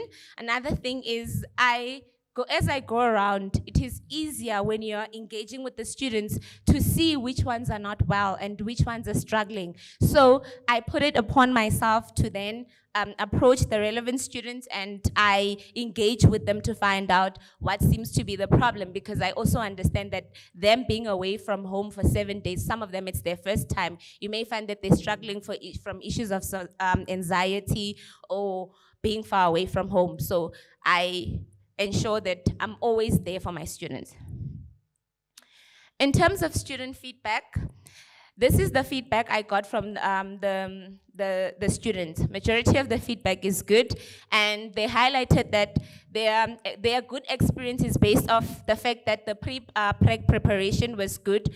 I communicate with them prior to them going to the practical. I use the chat forum, and I also use my module announcements. They enjoy the lessons. Some of them express how this was their first time actually engaging with the field and also engaging with the microscope. Some of them enjoy the teamwork. So I group my students in different groups so that they can share their different knowledge. They're happy with the accommodation. Their bad experiences is that time. They feel that they don't have too much time because they have so many things to cover. They explain about too much work because those 8 elements or components of the practical that I stated in the beginning, that's what they do in that 1 week. And then difficult exams. At the end of the practical, they have 3 exams, and they express that the exams are too difficult, right? And apart from that, I get students coming back from me. One of the feedback that I got from a student was one who was expressing, this is what he said. "Dear Mashudu, I hope you're well. I just wanted to take a moment to sincerely thank you for taking time to motivate us during the COC 1501 module. Your words of encouragement were truly inspiring, and learning about your journey towards your PhD was particularly uplifting. If you're open to it, I would appreciate any advice you may have regarding my academic journey, your guidance would mean a lot to me as I navigate through my studies and future aspiration. Once again, thank you for being a guiding light, for your dedication to your students. Your passion for education is truly appreciated. Now, as I reflect on my teaching challenges and innovation, the first challenge is bridging knowledge gaps. So students enter the course from varying levels with prior knowledge, with varying levels of prior knowledge to conservation, and they require differentiated teaching strategies because some have never been into the field before and others have, right? Our second challenge is that there is linguistic and cultural diversity, as I've expressed that the language and cultural differences among students, particularly those from rural areas, are addressed through multilingual interactions and inclusive group activities to foster communication and teamwork amongst the student. The third one, the misconception and fear of fieldwork. This is actually one of my favorite. So some students have a misconception as to like they started or entered the nature conservation qualification without having an understanding what it entails. Now, when they come to my practical for the first time, they actually then have a lot of fear because they are being exposed to the wild for the first time. And one of the biggest misconceptions is on snakes. A lot of students who come from rural areas express how snakes are associated with witchcraft, and when they see snakes, they must kill them, right? So it is then my responsibility to ensure that they understand the value and the importance of snakes into the field work, into the field and the wilderness. And I do so with I do so by ensuring that I teach them elements of the different types of snakes, snake handling, and which ones are venomous and which ones are not, and ensuring that they know that it's not necessary for them to kill the snakes. And in terms of our pre-practical preparation, I have orientation videos, and I use and reflection prompts which assist with the students and ensuring that before they come to the practical, they have an idea of what to expect.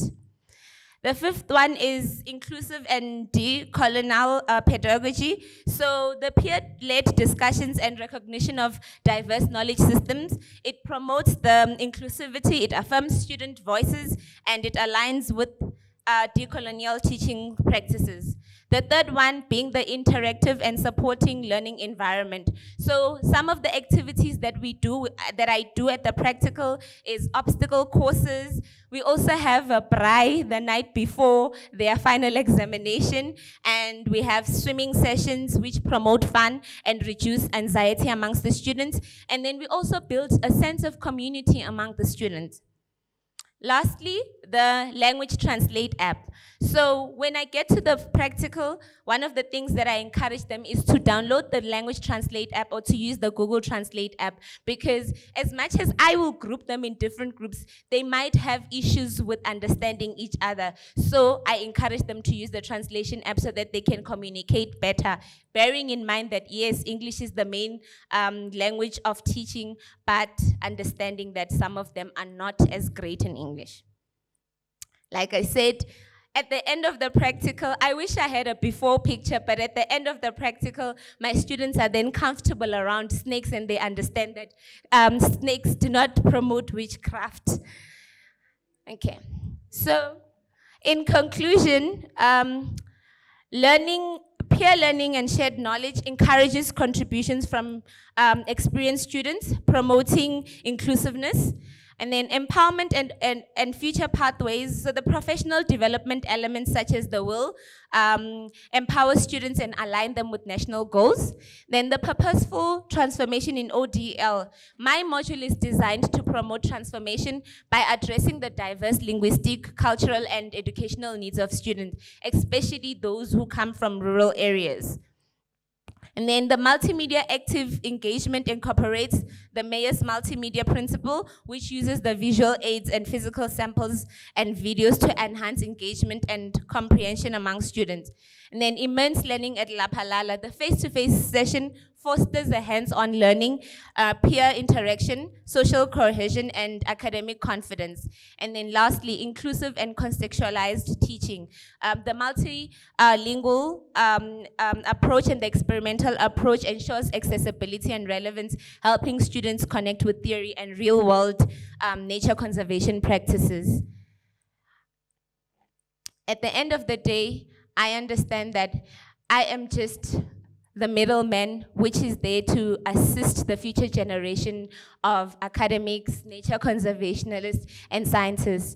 And through my multilingualism and my understanding of the different backgrounds, I try to do that at the best of my ability. Dolibo.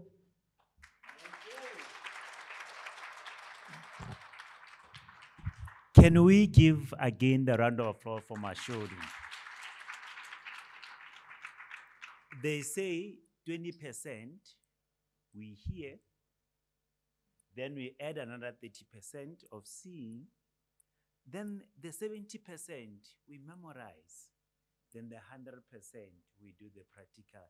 Thank you, because this is what Mashudu was saying, that we are being transformed. We are no longer seeing snake as one of the witchcraft, but we see snake as one of the things that we can even take it as a pet. You understand? So, okay, guys, we have learned about the Mpesu. There's the other language. When you see the tree, you say, what is this kind of tree? This is Mpesu. And the glosaries that are there, which is, what is Mpesu in English? Because I know you say is in Sesotho is Mpesu, but in English, what do we say? I know the scientific name, sacred daka. Okay, the scientific way. Okay, thank you. Then we are going to give our educators the chance to ask some question, and I'm also going to allow also the members in the room also to ask some question.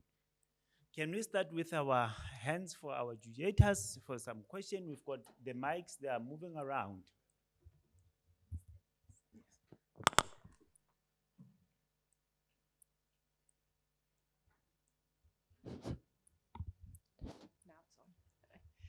Thank you so much for your presentation. It was also clear how passionate you are about your modules. And I must say, I think it's really nice being out in the field, literally. So maybe because I'm from the outside, but I just want to understand. So is there an online component as well to your module, or is your module then actually basically restricted to a week of contact classes? Oh, okay, so the online component of the module is the module content itself that I share, but because it's a practical module, it's feeding to Plant Studies 1. So their online component is mainly through Plant Studies 1. I only use the online, streams to just communicate with the students and give them the information, but the practical is for the field only. Thank you. Thank you. I'm looking up whether I can go and register to be do a diploma in nature conservation, because that looked like fun. And I really enjoyed your presentation. So one of the concepts that you talk passionately about here, but I really found missing in your portfolio, was your such effective use of translanguaging. And I think this is something that's very, you talk a lot about using different languages. And there's actually very few examples of people doing it. And you have such a great example of it. You know, both, I'm going to translate and you talk in whatever language you're comfortable with. But also getting students to translanguage with one another. So I just want to say that's such a key part of what you're doing, that I hope you're going to publish on it, because I think there's such a lack of examples of it. And I think it's really important in what you've done here and put together. Thank you. Okay, thank you. I will take those comments and put it in my portfolio of evidence. I understand what you're saying. From my side, also thank you for the presentation. You mentioned inclusive languages and inclusive group activities. I really appreciate that. That is brilliant. But how do you make it inclusive for students with disabilities when you go on the field exercises and practicals? And then secondly, how does what you do differ from what was done previously if we look at transforming the curriculum and the teaching and learning activities? Oh, Thanks. okay. All right. Thank you for that question. So before going to the practical session, I do download my student list to see. And I've only been teaching the module for 3 years, and in the 3 years, I have not had any disabled students, and I think it's usually for obvious reasons because of the extensiveness of the practicals. And then in terms of what have I done that is different to how I found the module. When I found the module, the element of multilingualism was not incorporated into the module. And also, it's just that sometimes translation, I can't have evidence of me translating to students or speaking to students, but in future, maybe I'll take videos.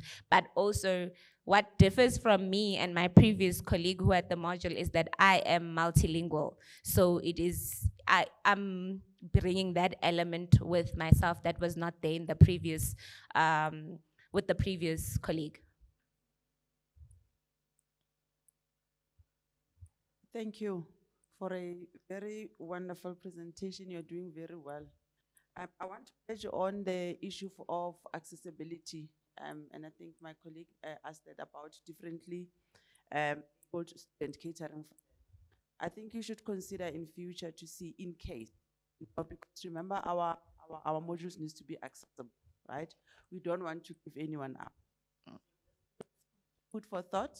In future, maybe think of if I were to get, how do I cater for them, differently abled students? My question is just one. You're doing such a great job. Are you doing it on your own? Do you have e-tutor support? If you do, how do you integrate it into your own? If you don't, are there risks why you do not have, you not integrate e-tutor? Okay, so I don't do the module on my own. I have 6 other colleagues, and I think we are more than enough in terms of the students. The other components I mentioned of the practical, those other colleagues handle them. And also in terms of student communication and attending to students, those colleagues have access to the module side.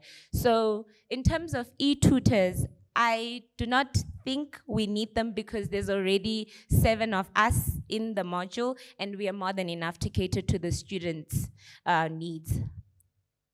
And to just also further elaborate, at the practical site itself, the venue, they have teachers, nature conservation teachers. So when I come with my student cohort, depending on the number, they give me 4 to 8 nature conservation teachers, which help me handle the bigger groups. So in terms of support, I think the numbers we're good.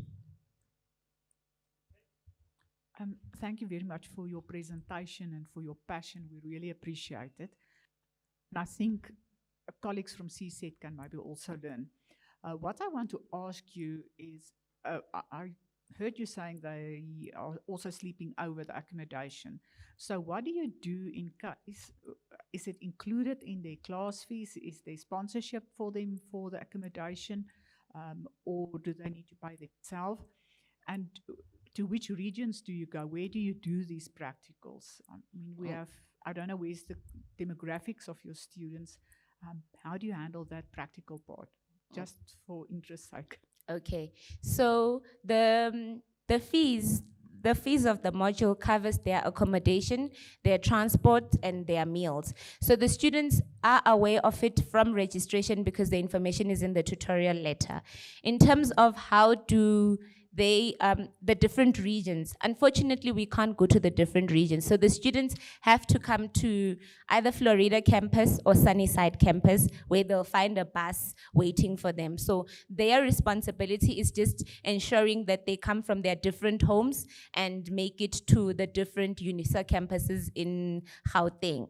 And this is because when we look at our numbers each year, the kind of field work and extensiveness that we offer, we cannot carry it to the different regions. So that's why we make sure that we cover them in terms of the accommodation, the transport, as long as they make it to Gauteng. We do come across issues where students have financial issues in terms of making it to Gauteng, which majority of those students are then catered for in the second session, which is later on after they've gotten their NSFAS stipend. So yeah. Thank you, Mashudu, for your excellent presentation. Mashudu, I just want to ask you a question. Do you conduct what we call high-risk student assessment? How do you identify high-risk students within your course? Thank you. Okay, so within my course, we identify high-risk students after the first assessment. So I do give them a first online assessment. This is to actually test that they went through their teaching material and they are prepared. So it's a pre-practical assessment. From there on, based on the scores that they get, I'm able to see which students are not ready for the practical and which ones are not. And what I then do is I engage with the different students through emails to find out what seems to be the problem. Are they not understanding the basic concepts of the practical that is to come, and how can I then help? Thank you. Thank you, Mashudu, wonderful presentation. I've seen the incredible feedback that you receive from the students, and one of the shown where one of your current or former students has excellent feedback. I just want to find out that on the tip side of things, of the coin, do you get negative feedback from the student, and do you want to share that? The reason why I'm asking this is because I didn't see in your presentation where you spoke about improvement areas or how you plan to improve. Oh, okay, I think you missed it, but in the positive feedback, I also spoke about the negative feedback from our anonymous feedback forms, and the three things that they really highlighted are honestly things that, okay, maybe the time saying that a week is not enough. We have been thinking about looking into it, but with them expressing that time is not enough, we are also aware that our students work. So getting time away from work is also not easy. So that week, we feel, as much as we feel that is enough and they feel it's not enough, we are working towards a program that will actually give them more time, because the module can be expanded to the second semester. So we are thinking about expanding it to the second semester, and instead of them having 1 week, they have 2 weeks. I'm sorry I didn't present that. The other two issues they complained about was too much work and the exams being difficult.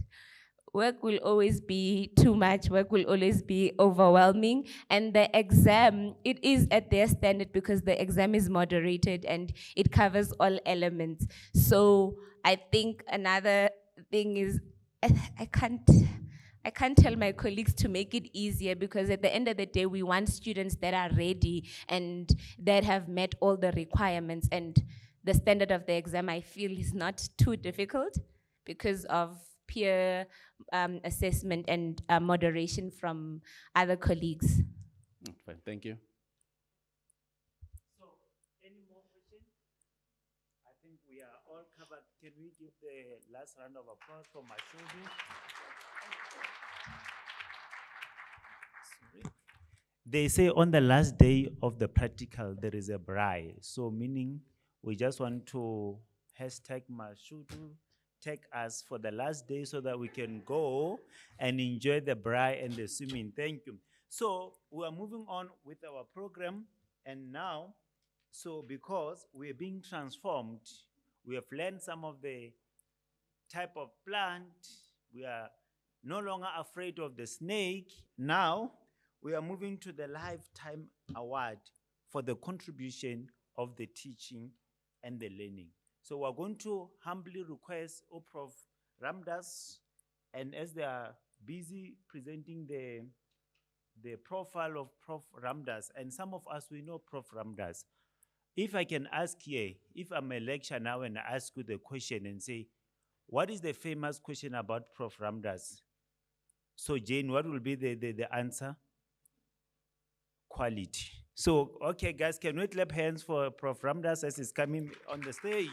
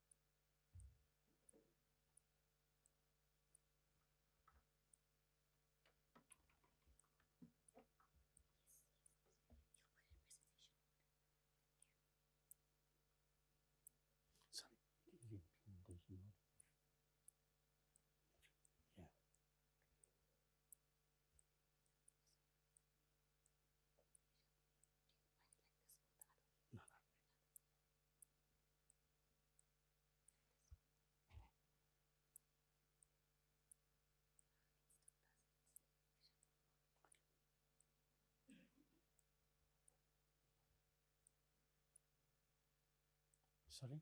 Hello? It's not showing me. Oh, there we go. Okay. Thank you so much.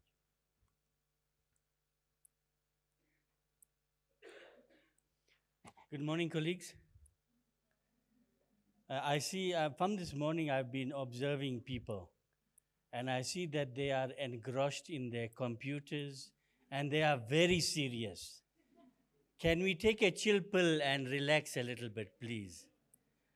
Because this environment is for us to share. So if you are, in another mode, you're not going to be able to grasp, or you're not going to be able to listen to me. So let's have a chill pill, relax, and let's enjoy the ride. Thank you so much. So, there we go. So the first slide basically talks about myself. I'm basically a fellow at the South African Institute for Industrial Engineers. There's a mistake there. It's SAIIE, okay? And also I'm a member of the Accreditation and Training Committee at EXA, and I'm registered with EXA for the professional PR Tech Eng, professional engineering technologist. So my motivation, my motivation for the Lifetime Award for contribution in teaching and learning basically emanates from my intrinsic values of quality management and industrial engineering, which I assimilated while working and studying simultaneously. So just to give you some insight, industrial engineering focuses on optimizing complex processes and systems to improve efficiency, productivity, and quality across various industries. It's not one particular industry. And just to mention that industrial engineering and ergonomics can be applied in your kitchen as well, or while you make a cup of tea, because it's a process that you follow.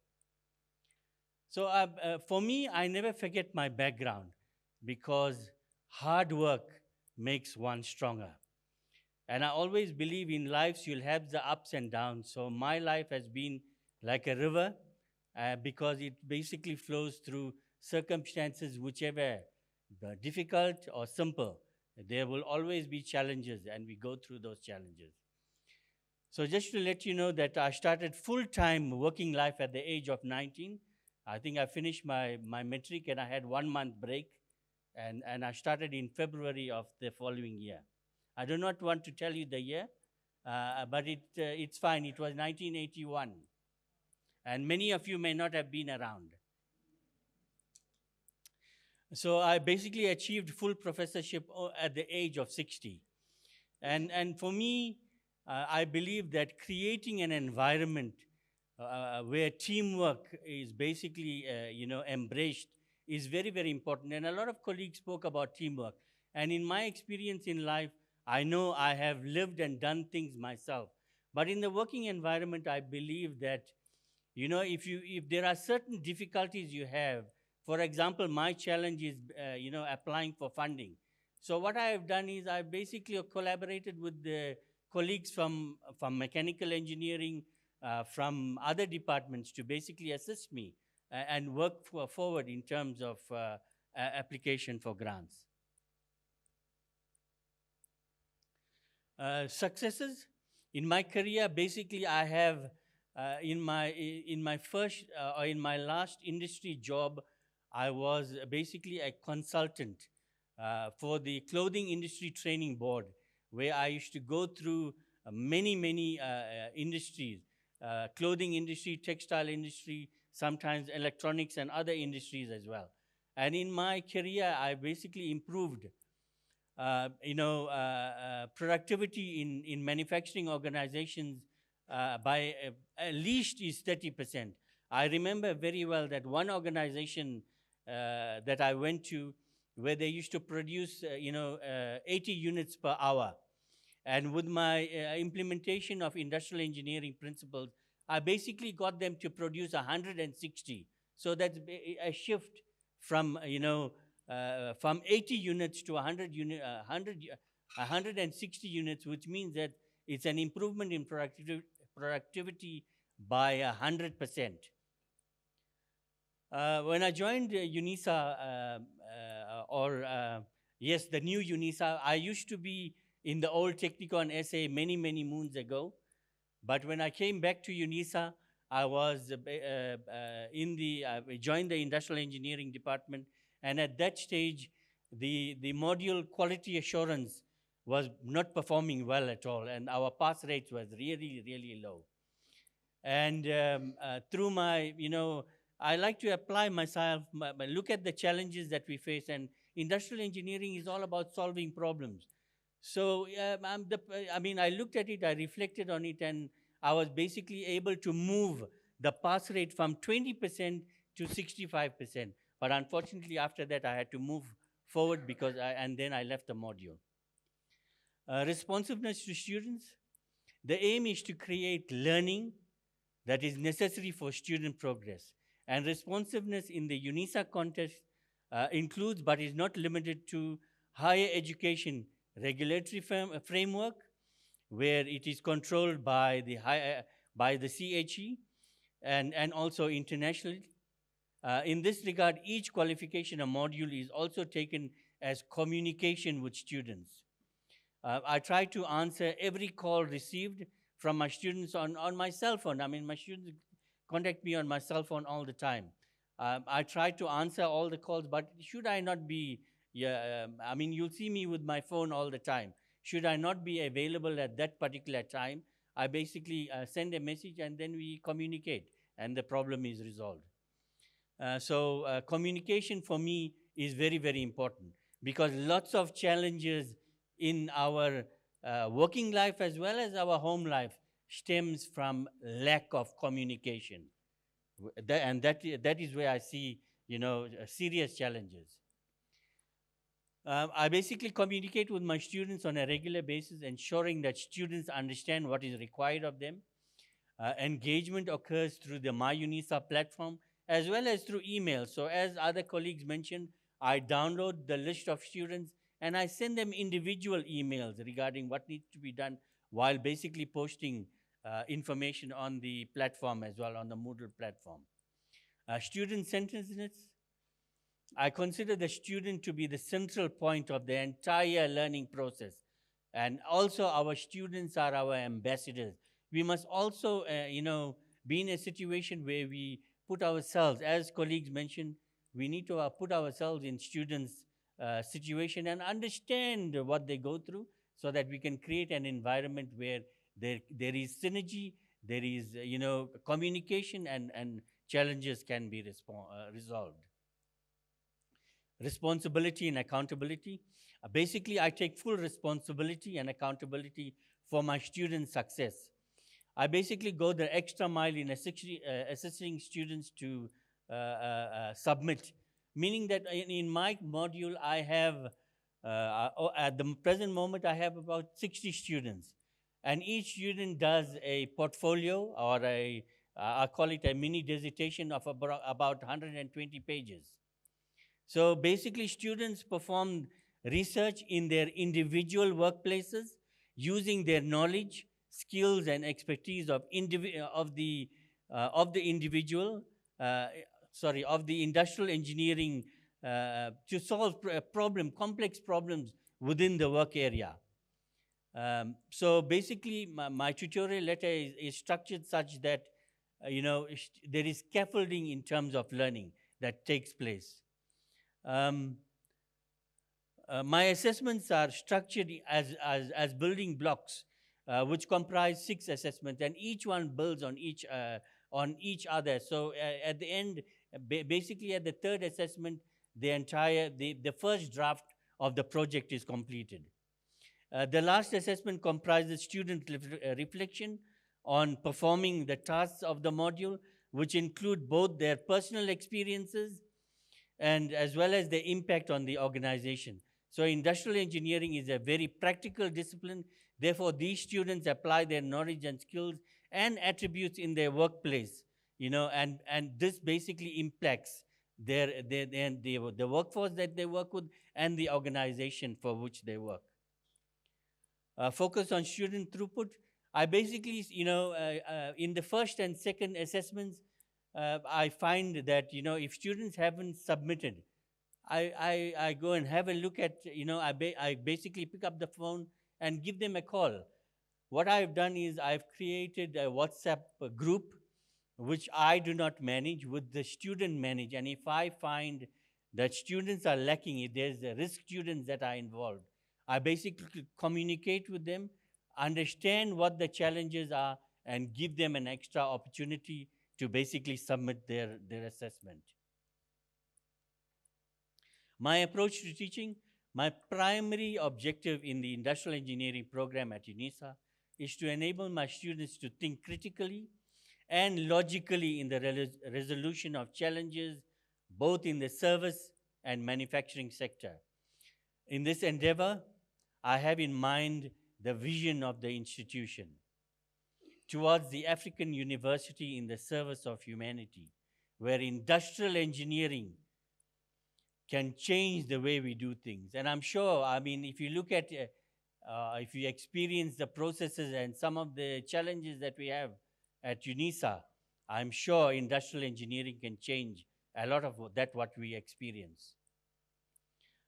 Basically, industrial engineering draws from specialized knowledge and skills in the mathematical, physical, behavioral, economic, and management sciences, and fuses them with the principles and methods of engineering analysis, and designed to find optimal and practical solutions which contribute to the success and prosperity of the industrial engineering undertaking, thereby making a fundamental contribution to the creation of wealth.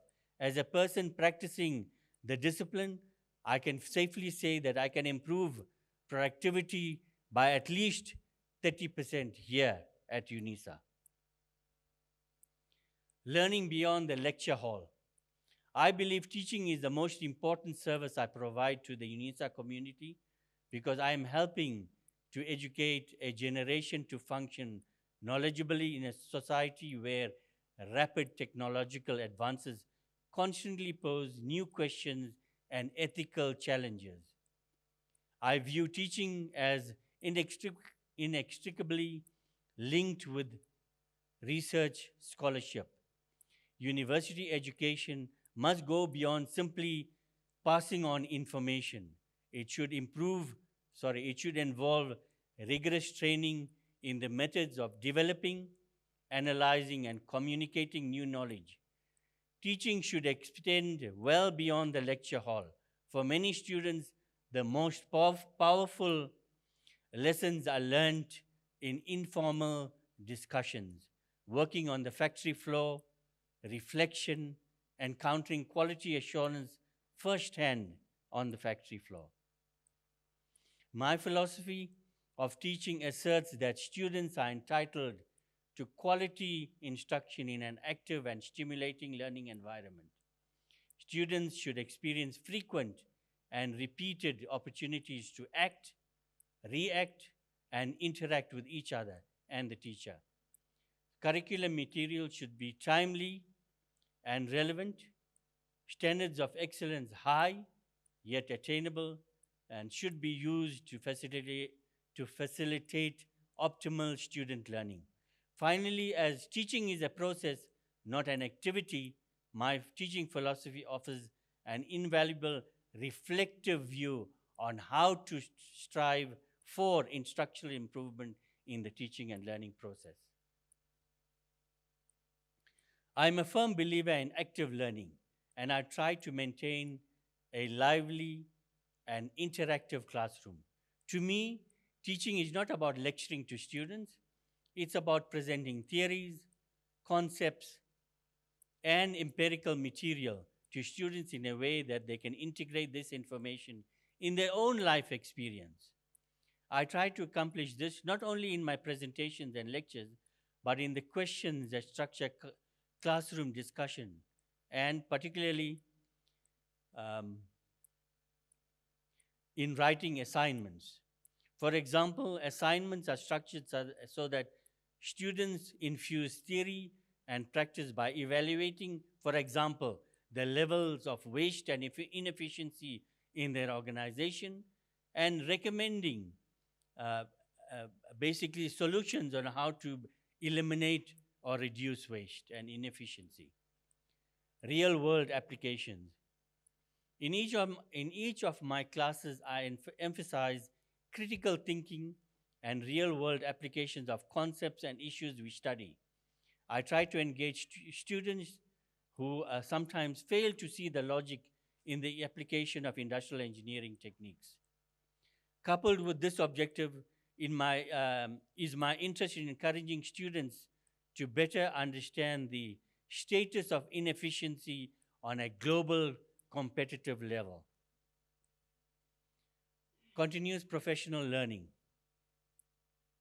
Day basically says that continuing professional learning is a process by which alone and with others, teachers review, renew, and extend their commitment as change agents to the moral purposes of teaching, and by which they acquire and develop critically the knowledge, skills, and emotional intelligence essentials to good professional thinking.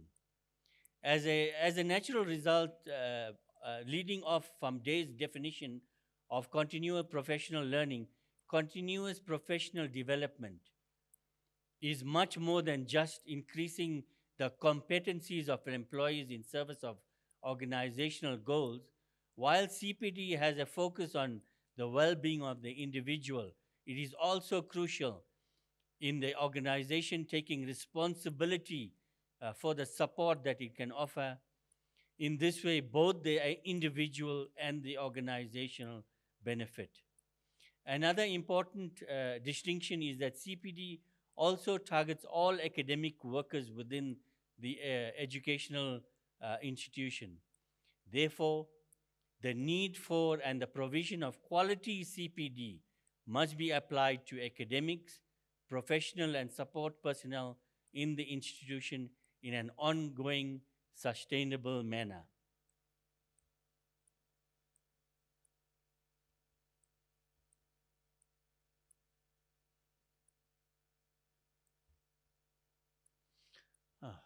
I'm stuck. Oh, the slide is stuck. Can someone help me, please?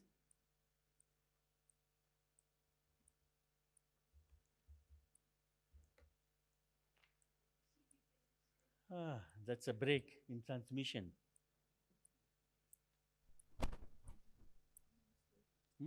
No, there's quite a few.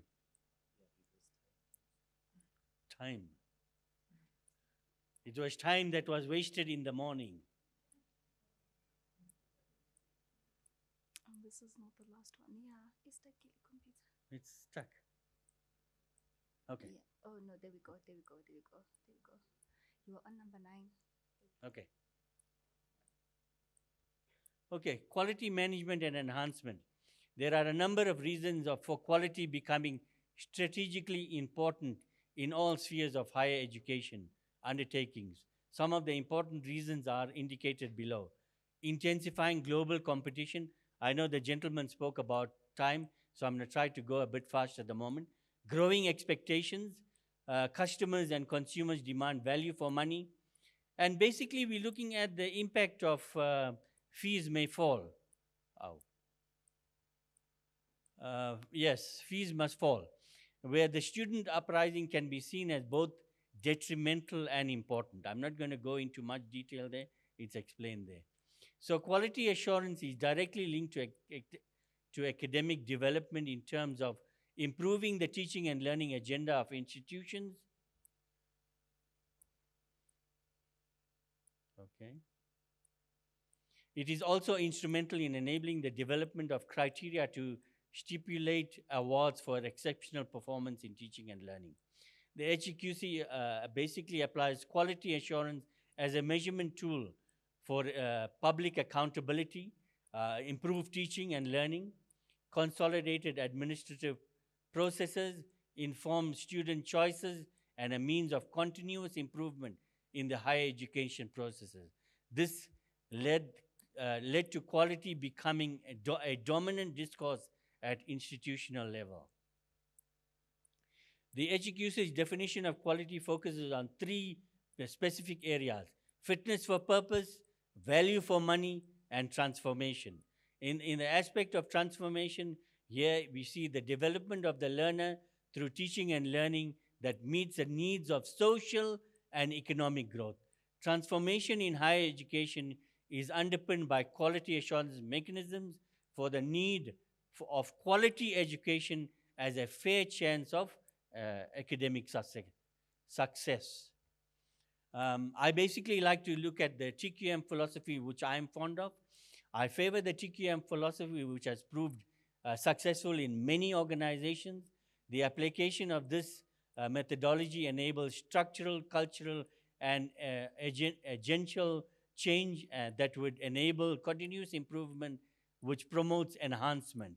It is an active means of engagement which enables the formulation of cross-functional teams, re-engineering of processes, active suggestion schemes, improvement and enhancement,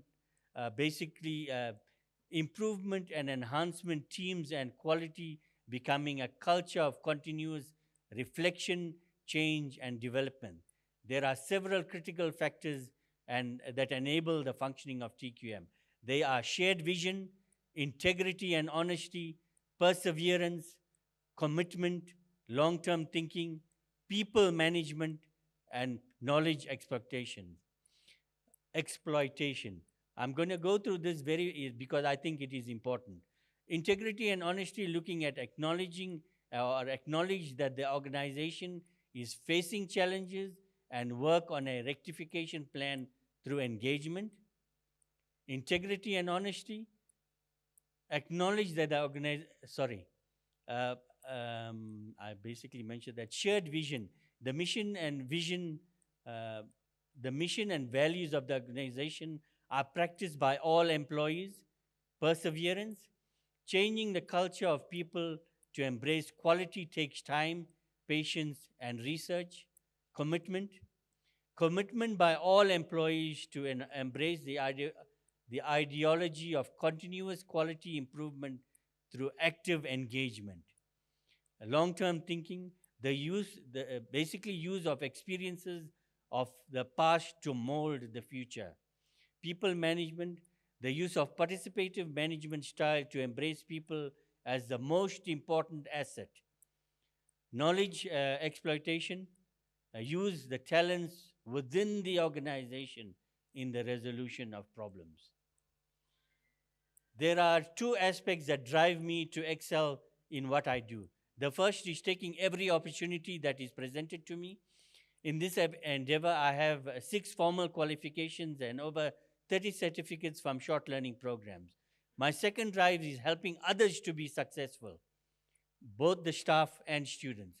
Please note that we have started our M&D, in the industrial engineering department, basically 4 years ago.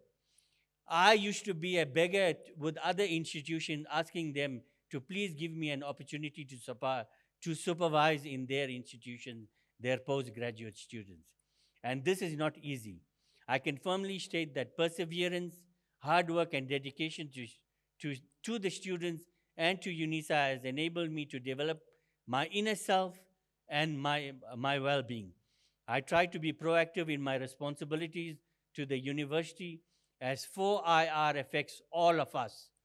We don't only need to talk about it, we need to start doing it as well. I geared my students to basically look at 4IR aspects in the project that they are currently doing, so that it basically shows in terms of the project. This is how I continue to add value in all spheres of my responsibility. I always strive to be a champion to drive my students and staff to success. My accomplishments, professional affiliation. I'm a member of the Orbit TVET College, council member. I'm a full fellow at the SAI, South African Institute for Industrial Engineering. I'm a council member of EXA, and I've been appointed by the Minister of Public Works, and I'm also on the ATC, the Accreditation and Training Committee. And yesterday, Unisa was presented at that committee as well. But unfortunately, I had to basically excuse myself at that point. And also, the awards that I've received recently, the South African Institute for Industrial Engineering President Award in 2021, the Risk Champions Award in 2024, Industrial Engineering and Operations Management Society International Outstanding Conference Contributor Award. The positions, I've basically been in industry for 20 years. I've been a lecturer when I was around 39 years old. Senior lecturer, associate professor, and full professor only achieved at the age of 60. My contributions to quality in the department and school can be noticed. I'm also a risk management champion for CSET, Papaya champion for CSET as well. I was basically acting director for the school for a period of 3 months as well. And if you look at my publications in quality and service quality, it is basically looks at improving the way we do things. I basically believe in making a difference to the student, to industry, to employees in industry, and to staff in industrial engineering, as well as staff for the whole School of Engineering. So my research and innovation looks at basically looking at new knowledge for societal change, looking at technology and technology enhancement, quality education, and 4IR, and basically looking at creation and sharing of knowledge. I basically covered that, and encourage new ways of teaching and learning. I basically use myself as a model when I basically am engaging with my students, and I share my personal experiences. I always look at working as a team, and in terms of my classes as well. I basically I asked the monitor or the leader of the class to form groups or form teams within the class. I encourage learning from experience, where peer teaching encourages active engagements and builds confidence, where we basically have also to look at integrating technology into the classroom, leveraging digital tools and educational apps and online resources to enhance learning. Use of visual aids such as mind maps, concept maps, and flowcharts to organize information. Very, very important for us to remember is industrial engineering is always about engaging with people, because if you're looking at a person practicing industrial engineering in a factory, he has to deal with the workers on the factory floor. So if you have a problem with and challenge with attitude and behavior, you're never going to get the right information from the employees that are basically doing the operation on the factory floor. Establish clear expectations and rules in the classroom.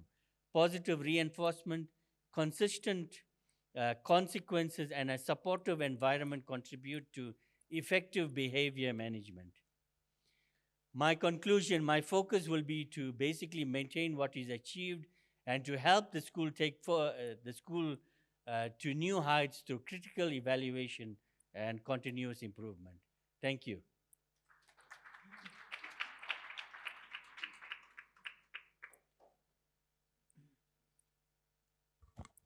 Can we give him a round of applause again.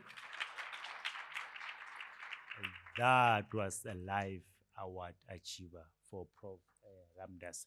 So I'm just going to ask our adjudicators if they've got some question or some things that they want to know, then they can go. I think my voice is loud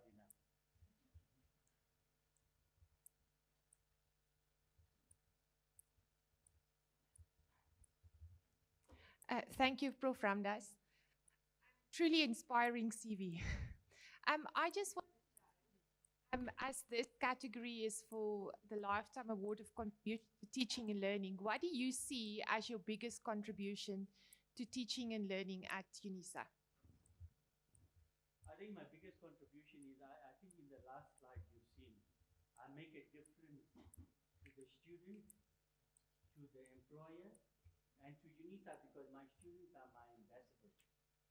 So in that way, because these are my B and Tech honors students, and from there they go to master's and doctorate studies. So my contribution, this time I'll listen to you. Okay. So my contribution to teaching and learning is also, we do practical stuff. We basically solve problems in industry. So my students practically investigate and do a 100-page document or a 120-page document, which has to be evaluated for myself. And also I have, I think, 8 graduate attributes. I do not know whether you understand what graduate attributes are, but graduate attributes are basically ensuring that the students achieve what they are supposed to achieve in a particular module. So, we're not only changing it's not only impacting on the student itself, but there is chain reaction in all the aspects in wherever the student is working, to the employees, to the worker, and also to improving productivity in that particular factory where the actual research is taking place. Thank you. I sort of related to this, but you know, if you were to give a young academic that's just joined the institution, what would be the top 2 lessons that you would share with this young academic to influence them going forward? And then what is the 2 lessons that you would give to the institution? Thank you. 2 lessons to the academic. The first one is communication. We often fail in communication, and perseverance and dedication and the rest of it all. Communication is one. And remember, industrial engineering is a practical subject. So if the student, if the young academic has to do this, there needs to be some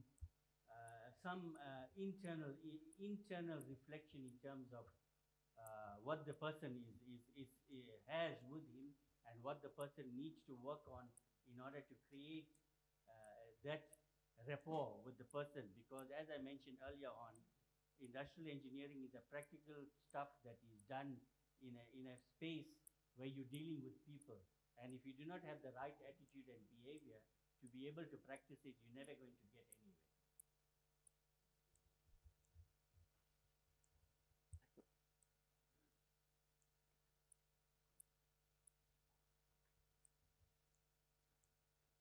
Thank you, sir, for the presentation, Prof. You mentioned that the quality assurance module that you taught, there the pass rate improved from 20% to 65%. Mm-hmm. Do you have more recent examples? Which other modules do you teach? Then I've got 2 other questions as well. Okay, at that stage when I joined the department, I was doing information systems and quality assurance. And the reason I was basically employed was to basically focus on the quality assurance module because the pass rate was very, very low. And so I reflected and I basically put in, I drew up an action plan in terms of what needs to be done. And I think through simple communication and creating an open, open communication with students, it basically changed the whole situation in terms of the engagement, changed the perception of our students in terms of the module, in terms of how valuable the module is. And so, yeah, I mean, that was done in 2013 and 2012 and 2013. I do not have, but if you go and look at my journal or my conference proceedings publication, you'll find the information in there in terms of. Okay, I think I'll go have a look then. Now, you mentioned that as a person practicing industrial engineering, you can improve productivity at Unisa by at least 30%. Yes. What steps have you taken since? I've had a personal conversation with the vice principal. It went here and came out here, and I never had any communication after that. That's the steps I have taken. Okay, thanks. And then my final question. You mentioned classroom discussions, much emphasis on the word classroom. Yes. How do you do that online? I do it on Teams. Okay. Yes. All my discussions with my students are done on Teams at the moment, yeah. What is the attendance? What is the attendance? All My the students attendance is attended. around 50% at the moment, but I've been speaking to colleagues, and most of our colleagues experience bad, poor attendance. But it's all recorded, and students basically go back. Students who have missed, because sometimes they are working. Most of my, it's BH Tech honors level modules that I'm working with. So most of my students are working. So if they are not able to attend, they can go back and look at the recording, and I basically have requests from students to give them access to the recording so that they can listen to what was presented. And my final question, sir, sorry for being so inquisitive. What tools do you use of the Unisa LMS? It's pathetic. I mean, let me be frank. I'm not here to, give you sugar-coated stuff. I say things the way they are. So I do not like Moodle. I mean, it's a pain in the neck. I can use other language, but let me say it's a pain in the neck to work with it. I use it in order to satisfy Unisa regulations, but I use other platforms to do what I need to do. Thank you. I'll hand over to Ms. Jane in Unisa. She's a final adjudicator, and then we can take from the floor. Thank you, sir. Very impressive work that you're doing. I just want to check with you, and following up from my colleague's question about the use of technology. You mentioned that you use Teams, right? I use Teams, and I also use WhatsApp. But, or you also use WhatsApp? Okay, so that, and I hear you saying Moodle is pathetic. Does it mean you're not integrating any of the tools, technology? For rules and policy, to do the best I can, but as I say, I basically download my list of students and I send them individual emails. So I communicate with them on emails to every student. Oh, okay. No, my question was based on the fact that in your portfolio you've motivated the use of technology. You've indicated how important it is. Yeah. Okay, so basically, you see me sitting with my cell phone all the time. Okay. I use my cell phone as a tool okay. To communicate with my students. And I also have LinkedIn, where I see very, very important and interesting, especially in research, information, and I basically share. I share it with the department as well as my students. Oh, thank you, sir. Can we give the round of applause for Prof. Ramdas? Thank you. And I know some of you guys have got a lot of questions, but during the lunch, you can just go and ask Prof. Ramdas all those questions. So we are not going to have our mini break, so we're going to move to the next category where the emphasis of Prof. Dube and our keynote speaker was all about student success. and retention. Like, how do we make sure that our students, they are reflecting success in their life and even in their studying? So I'm going to call Mr. Ngaka Musia. Can we give the round of applause for Mr. Musia? And the presentation, because you are running out of time, is 15 minutes and 5 minutes for question.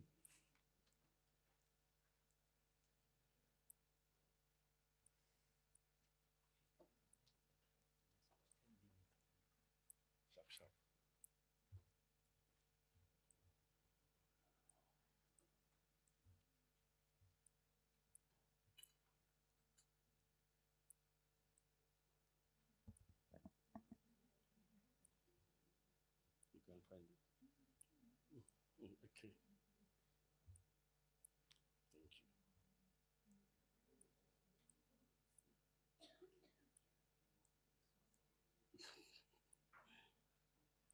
you. Yeah, sure. Good afternoon, colleagues.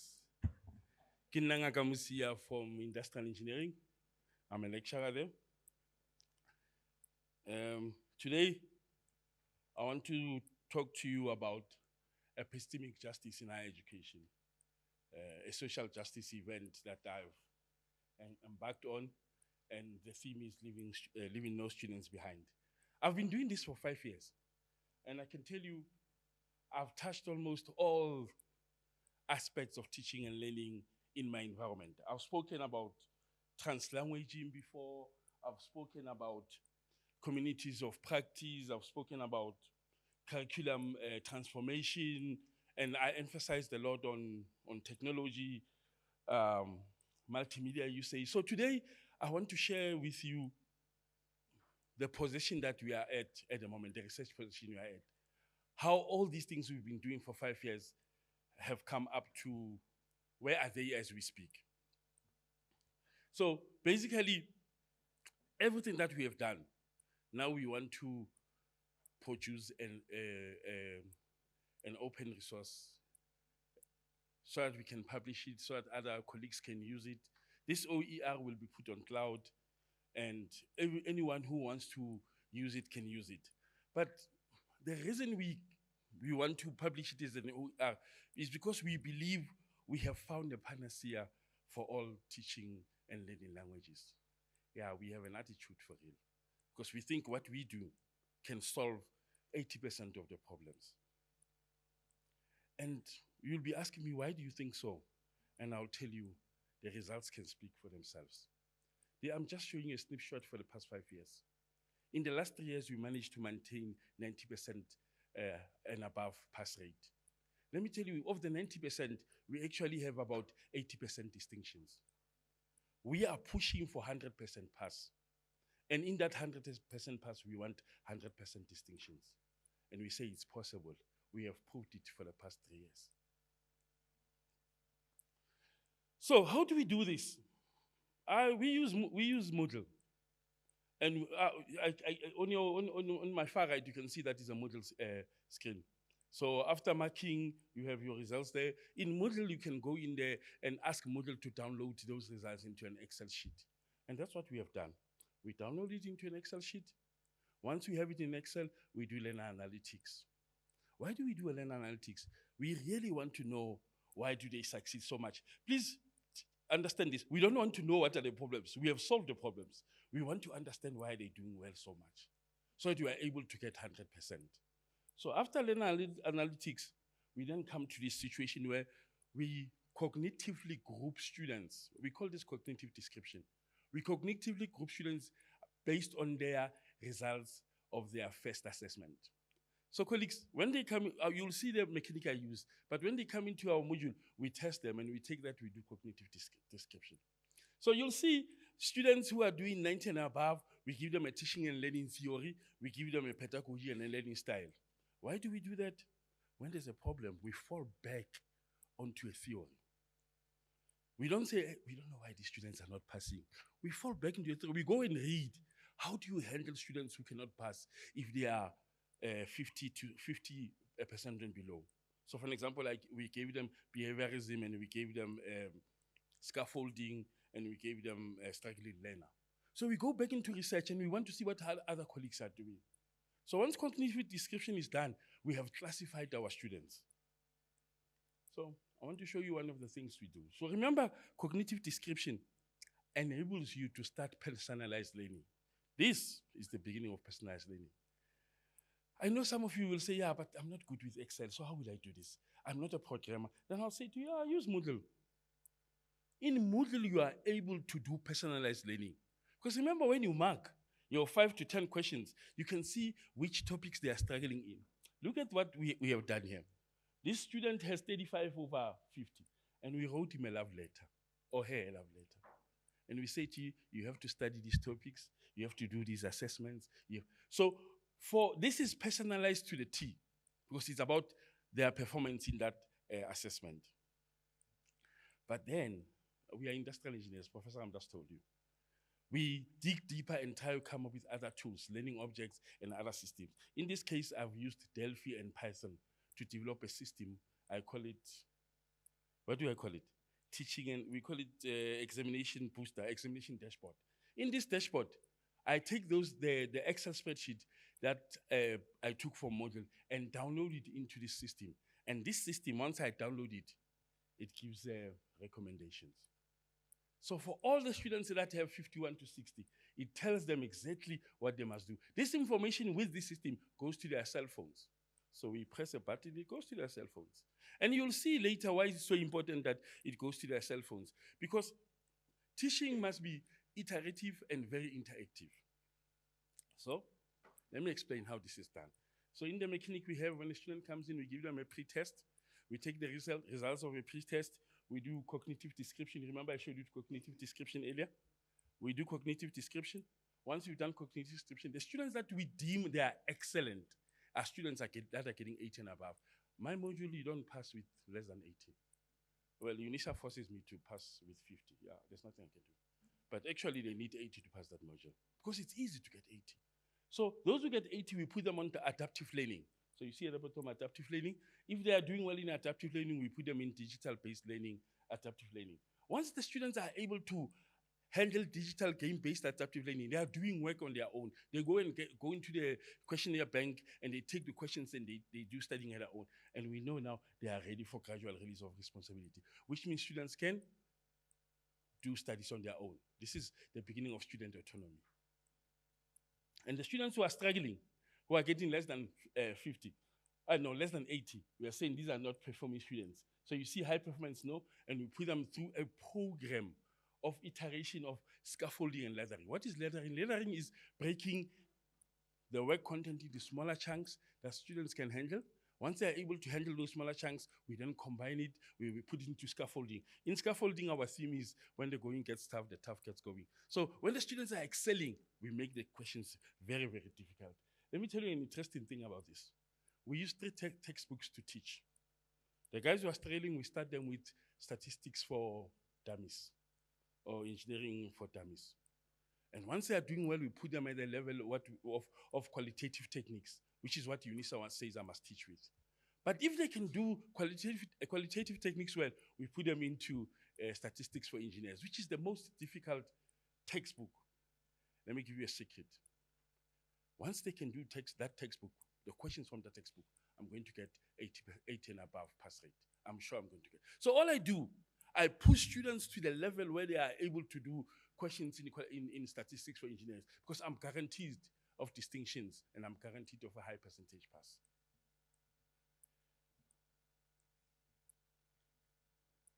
Okay. Don't worry, I'm an engineer, I'll sort it out. So this is the part that is interesting. All the struggling students, we put them through that iterative continuous improvement, Kaizen, continuous improvement. So those that are struggling, we do laddering. Once they get out of laddering, we do scaffolding until they get 80%. And once they are out of this struggling, we put them back into adaptive learning until they go to gradual release of responsibility. Let me put this in perspective for you. So I have 6 mandatory assessments. And the first 3, it's formative. So I form the students. We teach the whole syllabus with the first three. And we see with the assessments of each of the first three assessments, we can see how much students are grasping and what are their complications, and we try and sort them out. The last three is summative. We try and see how well we have taught the students. So you see, we're not just expecting things to happen. We form them and we sum them at the end of the day. But what is really an ace of this method is, in that 6 assessments, in between them, we do as leathering and scaffolding. And we do it through continuous process improvement. So in the 12 months, every second month there's an assessment. Between the assessments, I do continuous process improvement where I do leathering and scaffolding. And like I said, I use the three textbooks I told you about. So what are we doing really? We are applying theory. Remember, colleagues, I said, if you don't have a teaching theory, if you don't have a pedagogy, if you don't have a learning style, when you have problems, what do you fall back onto? Here, for an example, we're using Vygotsky's ZPD. Vygotsky says, in actual fact, you need to know what students can do on their own, what they can do on their own, what they can do even if you show them. So once we know in our group, we categorize students in that way. I know this group is struggling. Even when I show them how to do it, they still struggle. So it's easy for me to find other methods of teaching them. And the students who are doing well, I allow them to excel. So I remove confusion and boredom based on Vygotsky's model. So we are teaching out complexity. So you know when lecturers come and say, these students don't understand, this is a difficult model, I ask them one question, what are you doing about it? We are teaching out complexity. We are making everything as simple as possible. So at the end of the day, we have combined our teaching mechanic with Vygotsky to create a student-centered space. But look at what we have done. We use Moore's transactional distance theory to solidify this. Remember what Moore says.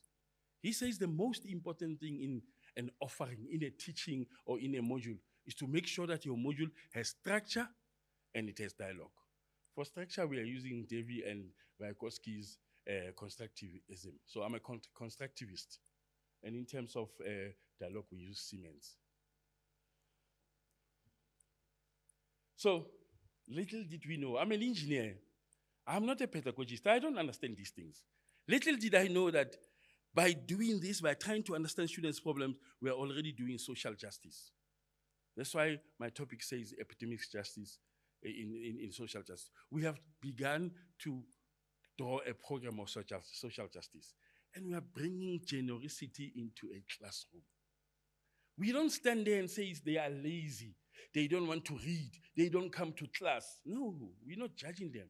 We bring that generosity. One of the colleagues was saying, I'm a parent. We bring that into the classroom, teaching generosity. And we bring the art of possibility. Colleagues, I am challenging you. I've been doing it for the past 5 years. If you say your module is difficult, come show me your module. Let's see if there is no possibility that you can get 100%. We have achieved 90% for 3 consecutive years. And on average, we are above 80%. So come show me your module. Let's see how difficult it is. We put that art of possibility in the center. There's a concept in Lean Six Sigma, and it talks about epistemic injustice. The concept says if your students are failing, it's a reflection of your teaching methods. Not of the students, of your teaching methods. You are bringing epistemic injustice into the classroom. It's not done by students, it's done by facilitators and lecturers. And you can go read Lean Six Sigma. It's clear that if your students are not performing, it's a reflection of what you do. So yes, and I was excited one of the presenters was talking about the virtual community. Colleagues, every time I hear colleagues saying to me, students don't come into discussion classes. Students don't, if I try to improve failure rate, it doesn't improve. I said to the colleagues, remember this is an ODL environment.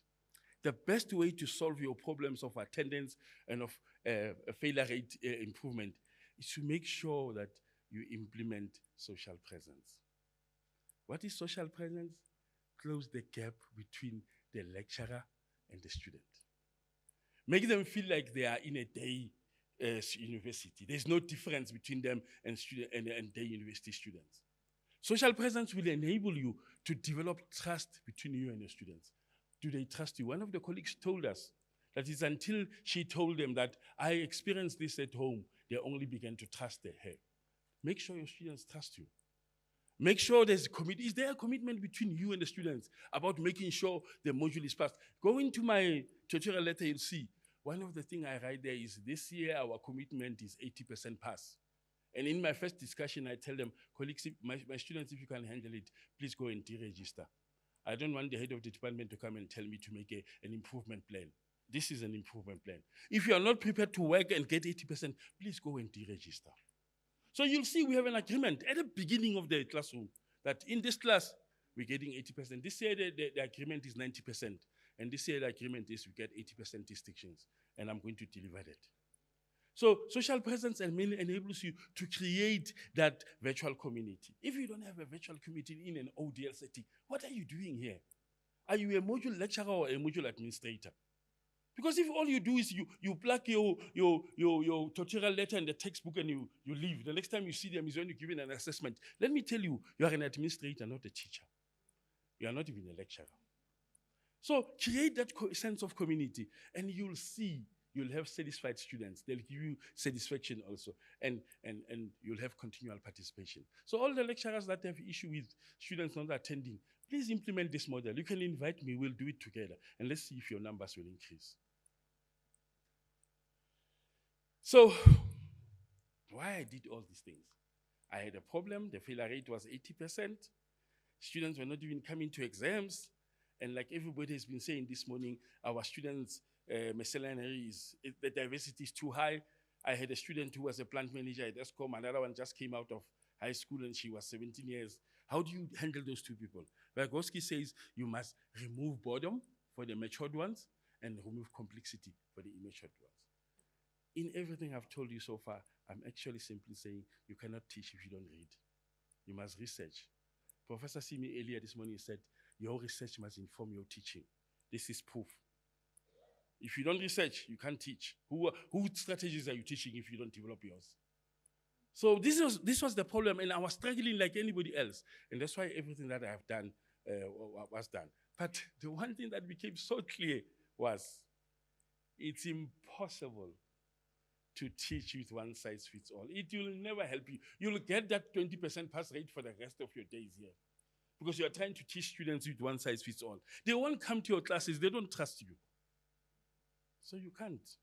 And this, it was clear to us.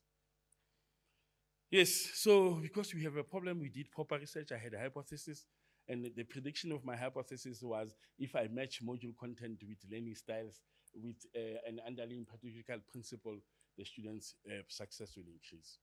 You can never teach if you don't have pedagogy. Forget about it. If you don't have a theory, forget about it. You'll keep on blaming them because you don't have a theory.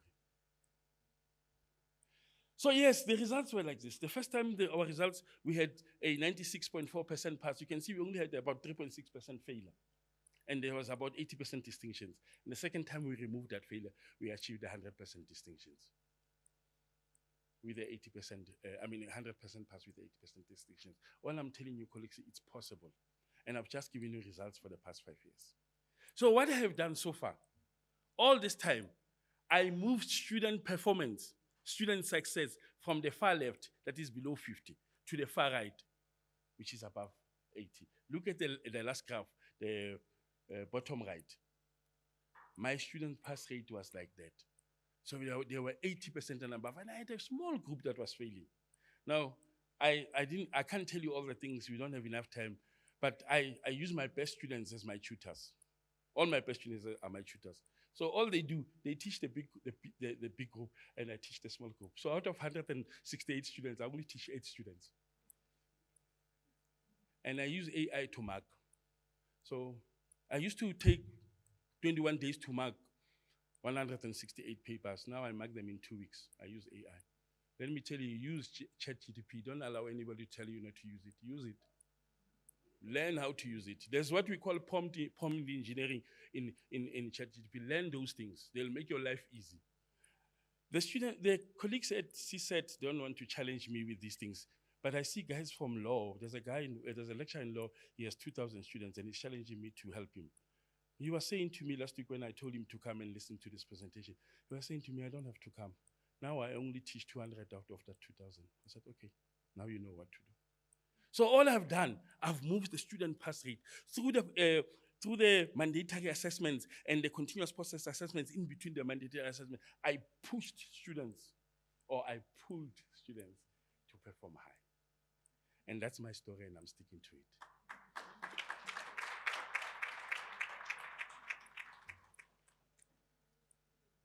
That is Musia's story. I am marking. So can we clap hands again for Mr. Musia?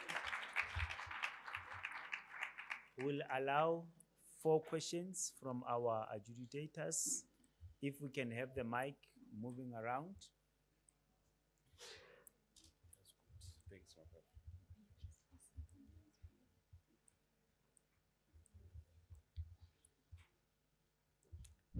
Thank you, Mr. Musia. Yes, ma'am. One can feel your passion. that's for sure. And it is clear that you spend a lot of time and effort in pulling the students, the right of the curve, which is good. But I have a question regarding your learning style profile matrix. There's actually a few questions, but I'll ask one. Why would students that are achieving in the 80 to 90% be mapped with the deductive and adaptive cognitive pedagogy versus the 70 to 80%, so lower performing students, be inductive and adaptive? I would think it's more difficult to do inductive than deductive, so the higher performing students can do inductive. Yes, it is difficult to decide which is which. But we ran a program at the beginning, and we call it preparedness of students when they come from high school. And through that program, I took the results and spoke to the guys in education to assist me to decide which theory I must use.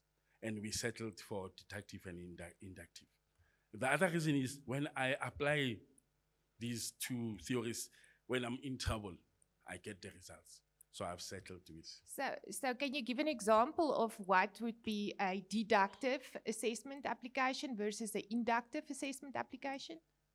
So basically, the decision of deductive or inductive comes from the results of the entry test. So we decide based on the results of the entry test.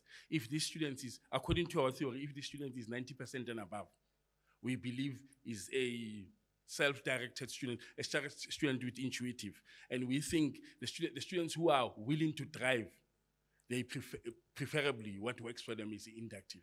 So the assessments themselves are the same. The difference is the attitude of how the student handles that. And based on their results, we can then put them in inductive, for an example.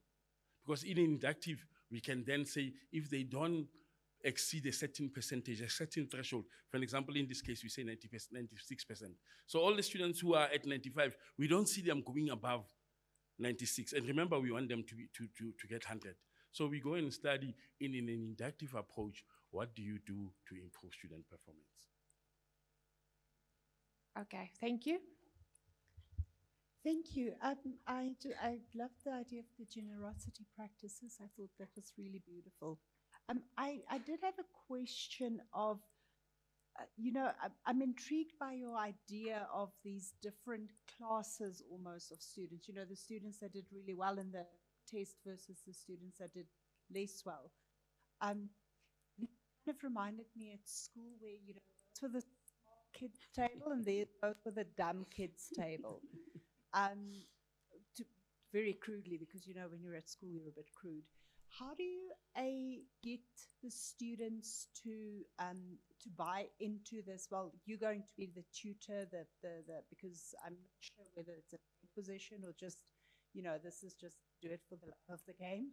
And how do you get those students that didn't do as well to not go, well, I'm the dumb kid, I'm not going to participate now? Because clearly you're doing something right. we look at your pass rate. So it's the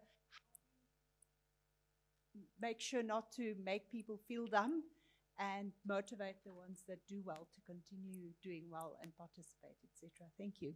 So one of the key things in social presence is building trust. So, and I like the example that one of the presenters showed. If you build trust, but also remember, I've used color codes, so I didn't present the color coding this time. But these cognitive description groups are color coded. So let's say the red color is the best and the blue color is the dumb kids, as you say. But they don't know. Only the guys in the group know I'm with Musia, I'm with Professor Simi, I'm with. They only know the group that they don't know the other people, so that there is no judgment. But also the other thing I do is, because we've built trust and I've explained to them that if you are in the blue, you have to move through the green and the purple, the yellow, until you reach the red. And we've made an agreement with them that in this class, only the reds must be here. And and you know what I enjoyed about the story of trust that the presenter gave us is, when students know you're with them, they will do anything to achieve. I didn't bring the letters they sent me. I could show you. One of the students was saying, I never thought I could get a distinction, but you made me want it. And that's where I come in. I make them want it. So if you are a blue dumb kid and you know that MCA wants you to get red, you do anything in your power with his help to get there. And that's why between the mandatory assessments, that's where the magic happens, when we do continuous process improvement. And you see on Moodle also, I write love letters, which is personalized learning. I tell them, your maths is poor, that's why you can't do this. Let me help you with differentiation so that you can understand this. And this is one-to-one. Let me tell you an interesting story. In my office came an Indian gentleman with his 2 sons. So normally when the parents come in, you think this is trouble.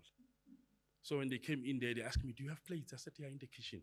So they bought Nando's and all these things and the drinks. So they said, we can have lunch. So I'm like, why do you want to have lunch with me? So one of the students says to me, sir, you don't know me. I'm Kevin, man. And when he said Kevin, I remembered the student who was failing, who's now getting 80s. And his dad said, I didn't know in Unisa you have lecturers that care so much. Because I'm right there, I'm in their skin. That much I even tell them, you deregister my module if you don't want to pass. I called a lady to a discussion class on Saturday. We had agreed we were going to have a discussion class at 7. And by 7:15, she was not in there. I'm one of the few lecturers in this school that calls students. I have 280 students in one of my modules. I call them. And I say, why are you not in class? Say, I forgot. How do you forget if I don't? You know, I have that kind of open, candid discussion with them. So yes, and then if you look at it from outside, you might think it's discrimination. You might think I'm putting others down. My results can show you I'm putting no one down, but I'm putting the fire into them. That art of possibility. That yes, I'm a dumb student, but I know I'm smart. I can get 80. Thank you. And that's why I was saying to the previous question, in inductive, it's not characterized. I use it to test so far. And that's why you see in the papers we write now, we are saying, even if we are not psychologists, we don't understand education psychology. So it's difficult for me to be precise about deductive and inductive. But I've used it for the past 3 years to solve the problems that I get for students who get 90 and above, and it works for me. So one of the colleagues at education, we are writing a paper now, and he says she wants to publish in quintile 1.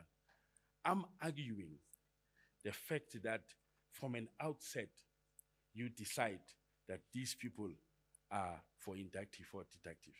And we are arguing and we are saying, we put students through the test, then we decide based on what a technique, the results we get from a technique, that this suits them. So what is going to be interesting, colleagues, is if, for example, inductive and deductive has been used for a certain type of students, and in our research, it's not those types of students, it's going to be very interesting when we publish that. But if it's the same types of students as it has been done, okay, so it's fine.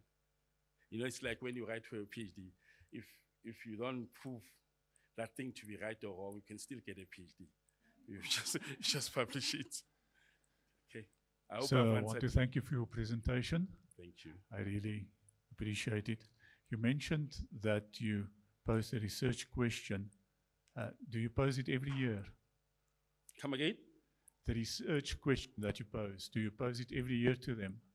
Yes. Actually, that research question, it's the data that I collect. Yes, every year.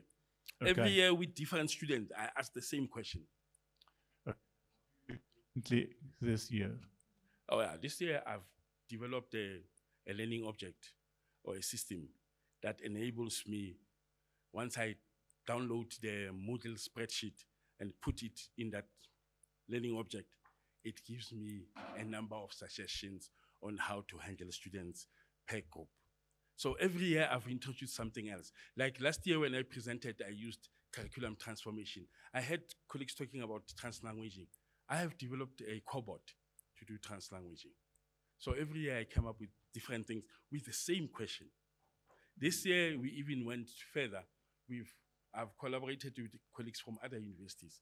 For example, one of my colleagues in Nelson Mandela is using translanguaging. We have developed that cobot, and when you come into their curriculum of economics, a student can study in his own language, and we see the results. The other student, the other lecturer in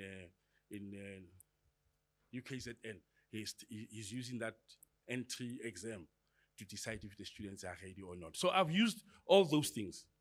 So this year I'm using the learning object to help me decide quickly whether the student, what advices I could give to him to improve their marks.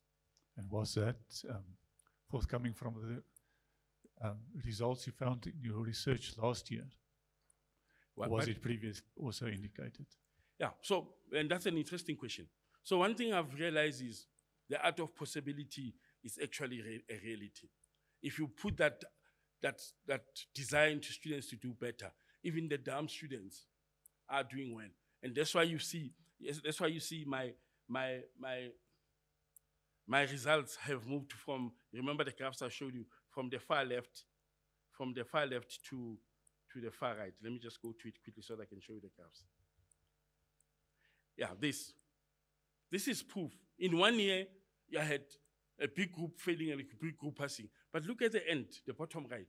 I have a big group of students passing, and they're doing very well. They're in the 90s. So every year I saw the change. And I've asked the same question. All the 5 years, I just changed the methodology of doing things. Thank you, sir. Thank you. Thank you, Mr. for a very interesting and informative presentation. It's always fun every year. How you present your story. I've got 2 questions.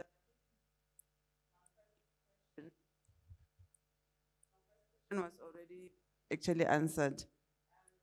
Doing research informed your practice. What check? Where else do you share your findings besides this platform? Have you written articles? Have you got some that are published, or is it in the pipeline? My second question is on your collaboration. I'm not sure if you are aware that in DTSFL we've got a unit called Student Retention Unit led by Mr. Rachidi. Are you collaborating? Are you partnering with them so we can, enhance the student success and retention? My name is a house name in the student support. I'm part of them. Actually, at one stage they were trying to steal me out of Cset. So yes, I'm part of Prof. Mahana's group. So I collaborate with Dr. Rachidi Kiskimsak. We do things together. And I have access to their data actually. Some of the things I question, and that's why I was saying in terms of inductive or theory.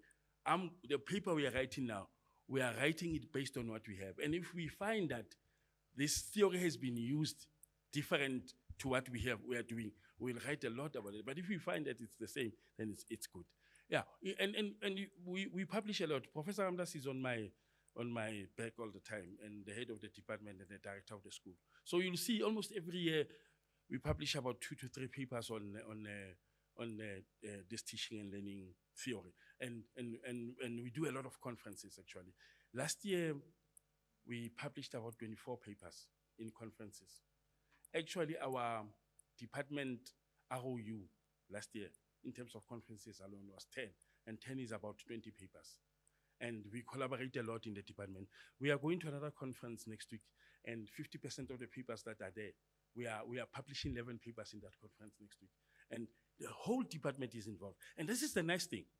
So it looks like it's my concept, but the whole department is in it.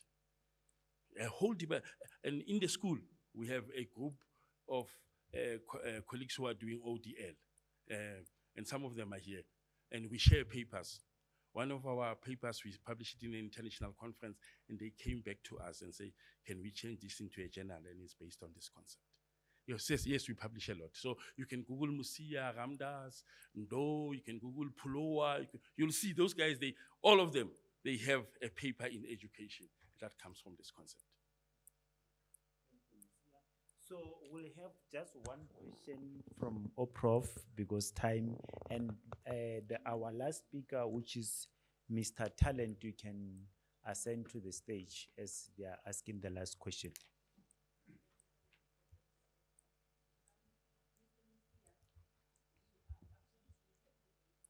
Thank you. The more you spoke, the more I wanted to listen. And I'm sitting here thinking, wow, your techniques have been tried and tested in your hands, and they seem to be very successful. I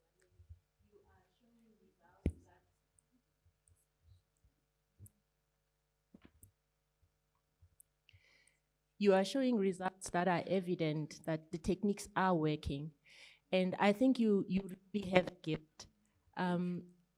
I want to ask you, my question is similar to what Umama has asked about other platforms where you are sharing your techniques. And particularly, I thought of a teachers program, because if I think of the state of the teachers, especially in our public schools in the country, I have the opportunity to listen to someone of your caliber and your presentation. Thinking to myself, Mr. Musia really needs to be exposed to our teachers because I think your techniques could benefit them greatly. Have you thought of something like that? And if not, can I please just ask you to consider it because I think it could be something really explosive in terms of your interaction with our teachers or having a teachers program of sorts. Thank you, sir. I'm humbled by your comments. Thank you very much. I haven't thought about school level because I'm still struggling to get these colleagues to come and challenge me. I'm struggling. Like Professor Simi said earlier, they are tried and tested. Why are we still have colleagues in CSET who are getting a 20% pass? Why? And I'm challenging you again, colleagues. I've done it. So why are you still getting a 20% pass? Actually, Professor Ramdas said we must have a meeting with the dean and tell the dean to start dealing with the lecturers who have less than 50% pass. Because it's there. I want it to fail somewhere so that we can write about it and say it has failed. Because for me, I see success on it. I'll think about it. And if you know how to help me with this, please come to me and tell me how we can do it. Thank you very much. A round of applause for Mr. Musia. Okay. So now our last speaker of today. Remember we're talking about student success, the desire, the celebration, make the room for them. So let's hear from Talent, from the mining, you are also from the mining, how they are making sure that we've got qualified, competent mining engineers. The stage is yours.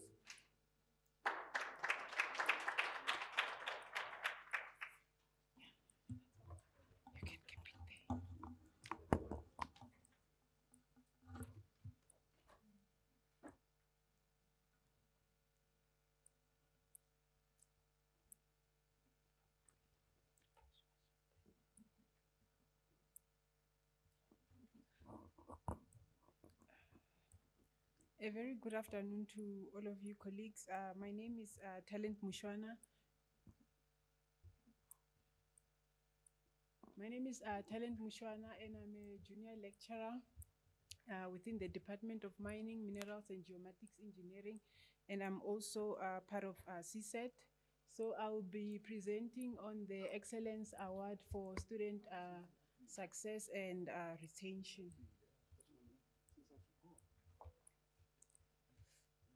So just to give you a background, so in an ODL institution like Unisa, student support is central, and it's a critical pillar for success and retention. So given the challenges associated with independent learning, geographical distance, and diverse student profiles, it is imperative that we adopt a proactive and inclusive approach to teaching and learning. So my motivation for embracing technology-enhanced learning stems from a commitment to bridging these gaps and creating a connected, responsive, and supportive learning experience. So in order to ensure curriculum responsiveness, I continuously adapt my teaching material based on student feedback, performance data, and emerging trends. So that is why often our modules go for module redevelopment to ensure that the content is relevant to the current industry trends. So monitoring of student performance is also an ongoing priority. So early identification of at-risk students is achieved through tracking of students through their formative assessment submissions. So my teaching and learning philosophy is grouped on four theoretical frameworks. That is the social constructivism, knowledge, adult learning theory, Tinto's model of student retention, and the community of inquiry framework. So all of these frameworks collectively inform my strategies to enhance interaction, support learner autonomy, promote collaborative knowledge construction, and build a supportive learning environment. So in terms of knowledge adult learning theory, this theory guides my approach, acknowledging that Unisa students are self-directed, goal-oriented, and motivated by personal and professional needs. So flexible teaching practices such as extended submission dates support adult learners balancing studies with work and their family responsibility. And then in terms of social constructivism, this theory emphasizes that learning through social interaction, making it relevant in an ODL context, is important because collaborative platforms like discussion forums and WhatsApp groups foster peer-to-peer learning, support, and a sense of academic community. And then in terms of the community of inquiry framework, this framework integrates social and cognitive presence to create meaningful online experiences. So I make sure that I have an active presence through announcement forums, give feedback to my students, and make sure that I am active in their WhatsApp groups. And then lastly, Tinto's model of student retention. This one emphasizes academic and social integration as they assist the students to excel in their studies. So ongoing communication, formative assessments, and active support via the email, the discussion forums, and WhatsApp groups foster a strong sense of community and enhancing student engagement and retention.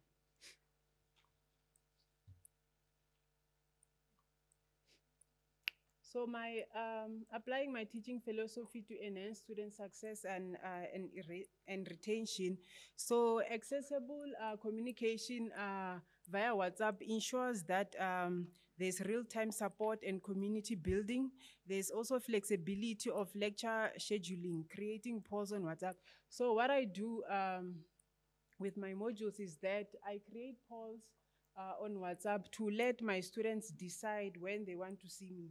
So most of my students are working at the mine, so it's very difficult to schedule classes during the day. So I normally create a polls on my WhatsApp groups to let them decide when they can be flexible enough or when they would prefer to to see me. So that has been working for my modules, and I've been seeing the attendance going up. So, and then there's also inclusive and flexibility in learning design. So I make sure that I use OERs, I record videos, and then there's also written content that is shared with students. And then continuous assessment with personalized feedback when I'm marking my script helps my students to also do well on their modules. And then peer learning and collaboration encourages students to student-to-student support, and it builds a social and cognitive learning theory. And then proactive academic support and early intervention, monitoring of student progress to identify at-risk students early. And then there's also direct and personalized outreach via email and WhatsApp.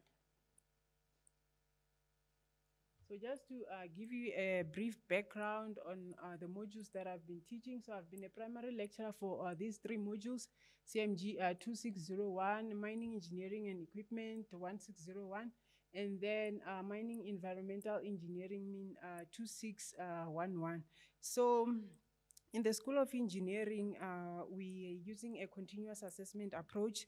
So this allows the students to get regular feedback to track their progress. So with that being said, I was able to successfully manage my modules through effective planning, time management, and a strong commitment to fairness and quality.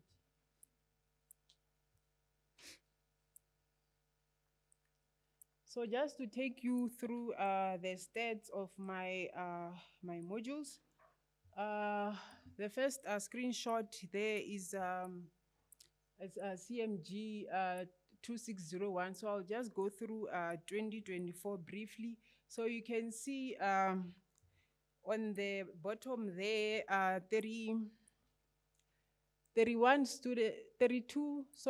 students initially enrolled for the module, and then out of those 31 students, 94% of them were able to write the assessments, that is assessment 1, while only 29% of the 31 submitted assessment 5.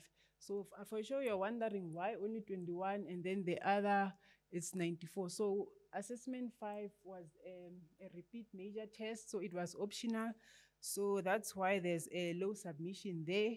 So overall, 30, which you can see on the far column there, 30 out of those students were able to receive their final marks. So the retention rate there was 30 divided by 31 times 100, giving it 97%. And then the pass rate there was 93.3%.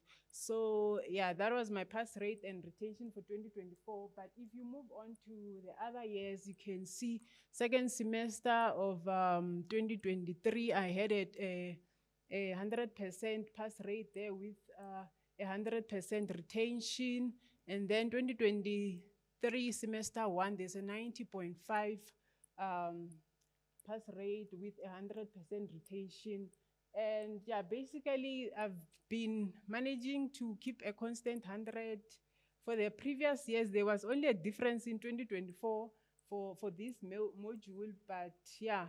And then the other module, a similar approach can be used to calculate the stats. There at the bottom, in 2024, there was a 79.3% pass rate with a 98% retention there. And then second semester of 2023, there's a 85% pass rate with 100% retention. I was able to retain all of my students there. And then semester 2, 94% with a 100% retention. So you can get an idea of how the modules have been performing. And then the last module with this one, just to take you through quickly, 2024, there was a 100% pass rate with a 100% retention there. Second semester, 91.7%, 100% retention. And 2023, there was a 100% pass rate and a 100% retention. So, for sure you're wondering, what am I really doing for my module that is working for me? Well, I follow up on my students. So every time they make a submission or they submit an assessment, and there are those students who have missed their submissions, I make sure that I compile a list and then I send them emails to find out what could be their challenges that is preventing them from making submissions. I also highlight on the email the consequence of their actions towards their academic performance. So on the email also, I also allow them space to explain their challenges that they are facing so that I can assist them. So on the side there, you can see my method is working because on the side far right, there's a student who responded.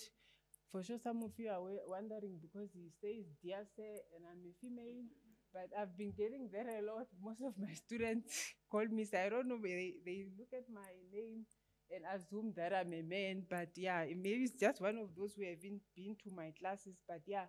So it says, "Dear sir, thanks a lot for this motivational information. I will honestly take my time. I will honestly make sure that my assignments are completed and uploaded in time. I honestly feel bad for missing the deadline for that assessment.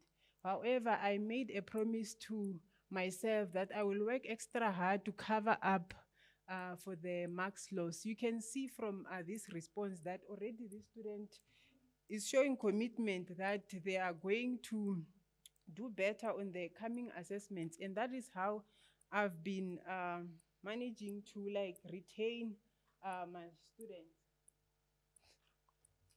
And also just to show you a snapshot of the WhatsApp group for one of my modules, what has been happening there. So normally when they have an upcoming assessment, I send them a notification. So whatever I post on my announcement forum on Moodle, I make sure that I post here on the WhatsApp group so that they get it in time. Because what I've noticed is that some students don't even check the announcement forums to check what the lecturer has posted. So what has been working for me is that the use of the WhatsApp groups allows my students to get the proper communication in real time, unlike waiting on the announcement forum. So yeah, I use the WhatsApp group for that, and you can see by the messages from the students that they are showing the appreciation that I'm a wonderful teacher, I'm very patient, they are appreciating my efforts. So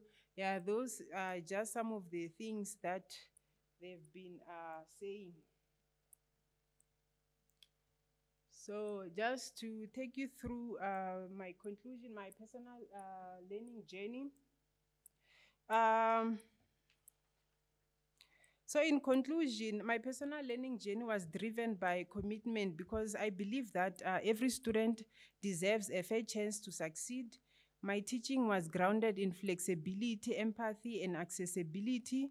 So the use of WhatsApp, emails, and announcements created an inclusive, responsive space where students feel valued, and this built a supportive learning community. The enduring lessons and commitment were that my students' retention figures, genuine connection, and adaptability. This nomination reflects a journey of purposeful impact, committed to lifelong learning and continuous improvement. My personal and professional growth, I completed my master's degree while teaching these modules, and I also gained deeper empathy for students while balancing these modules. Thank you.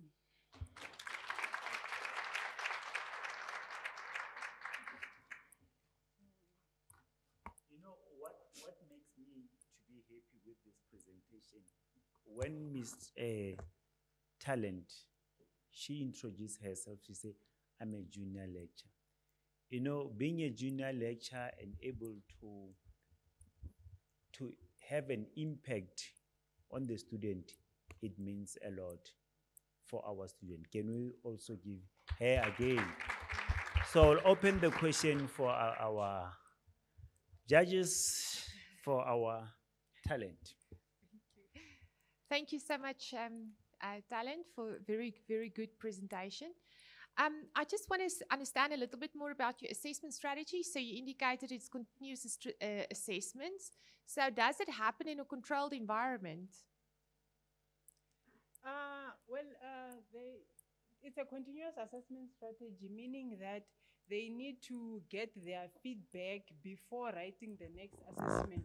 So yeah, it happens online. So we started off with 7 assessments back in 2022. So now we have reduced to like 5 assessments, which is like helping the students to like manage their time effectively. So yeah, I hope I'm answering the question. So they're still writing an exam as a summative assessment? No, they don't. Only formative assessment.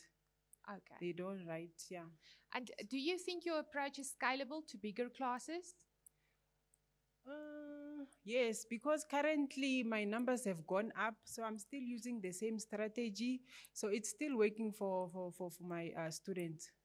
Okay, yes. Thank you. Thank you so much, Talit. So I have a question related to how do you decide what tools to use in your support strategy? And what has been the most successful for you? Thank you. Okay. So what happens is that at the beginning of the year, before we start with going through the content, I usually have an induction session with my students to ask them what their expectations for the module are. So this is where I find out what tools would be beneficial for them. And I remember they've always been indicating that the WhatsApp group would be helpful as a tool for communication. So that's what I do normally do for my modules. From my side also, thank you for a brilliant presentation. Thank you. The modules are impressive. I want to link onto the question on continuous assessment. You indicated stats results dating back to 2022.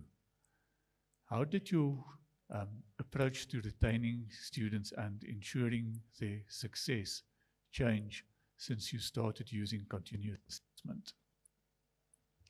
Okay, so what I've noticed, because you from the slides that I've presented, you can notice that sometimes the pass rate jumps down and then it goes up. So what I've noticed is that classes with bigger numbers can tend to be difficult to like maintain that pass rate or retention.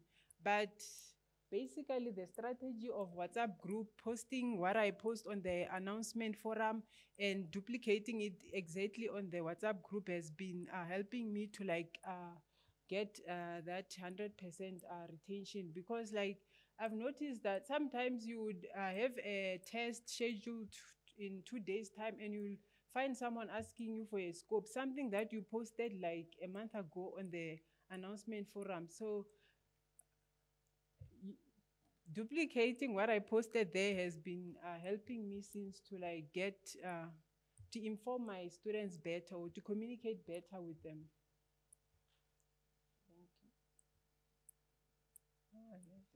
Thank you.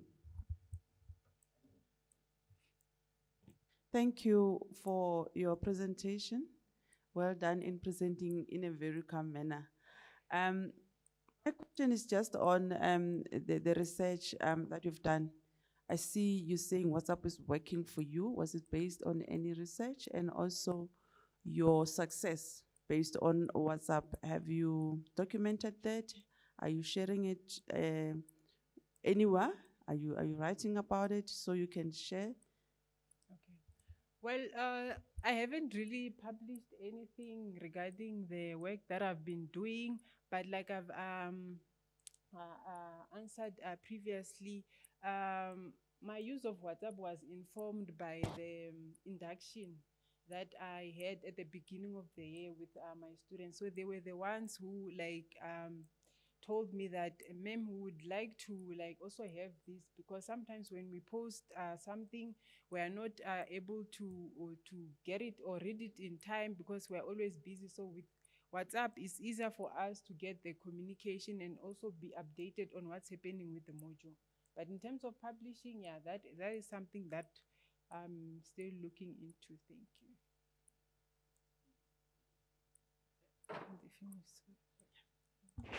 Thank you. Thank you, Talent. Can we give her the round of applause and celebrate her? Okay. So it has been a long journey. So we have learned about induction. We have learned about how to ensure that our students, they are becoming successful. And we have learned that some of them, they are using multilingual language, which is I never saw the sign language because it's one of our language also. So we also, we have learned about so many questions from our educators, asking how do you do this, how do you make sure that your students, they are well covered. We have learned that we must make room for them. We must build Abu Musia, we must build trust with our students, and this was a wonderful journey for us. So now we are coming to the end. All our presenters, they've done their job, and it's in the hands of our, I would say, judges, because normally when you sing, the judges, they will say, hey, your voice is not a good voice, you are not this, but it's in the hands of their judges. So we are going to ask all Professor, our distinguished professor, or May Patience, Professor, distinguished Professor May Patience, to come in front with our 4 judges, and I think even Prof. Van Staden, as we've got 2 more tasks before we go, we adjourn with our program. Can we clap hands as May Professor, distinguished, coming, and even an hour?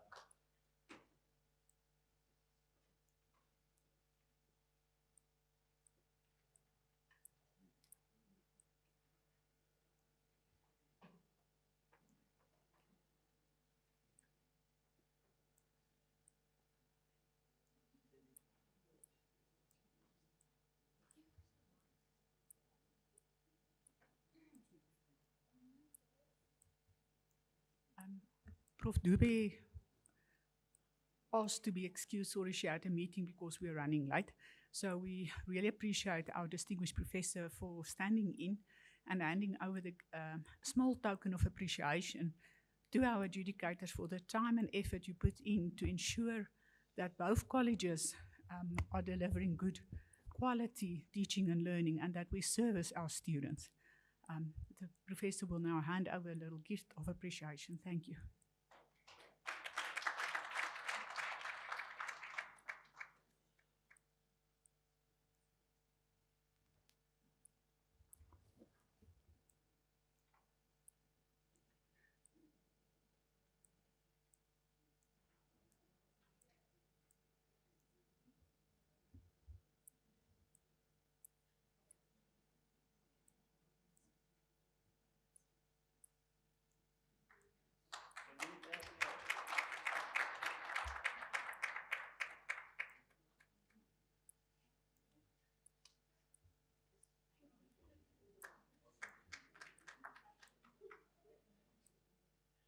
So, okay, no.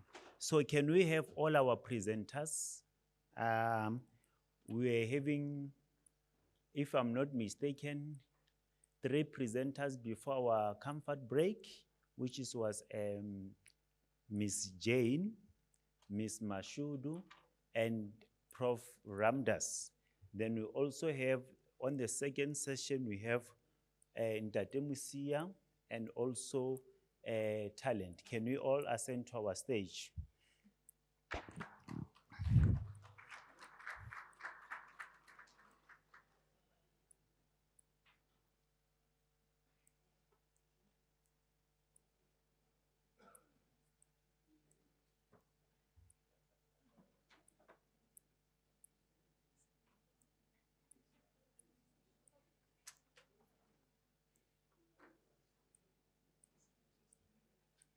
So, Prof. Van Staden should hand over, will call the name of the recipients for the certificate, and Prof. Patience should going to hand over the red bag.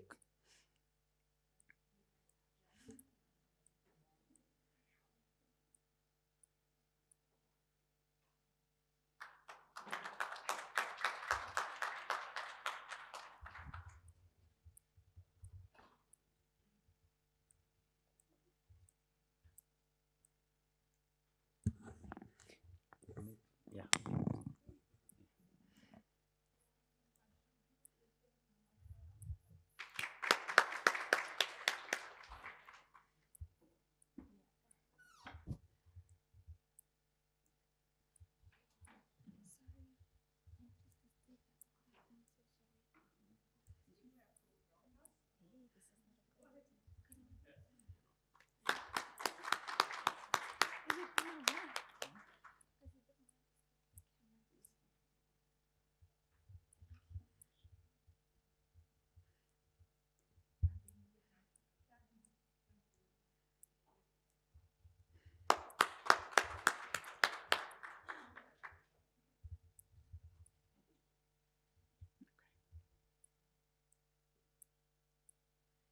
And last but not least, Mr. Musia.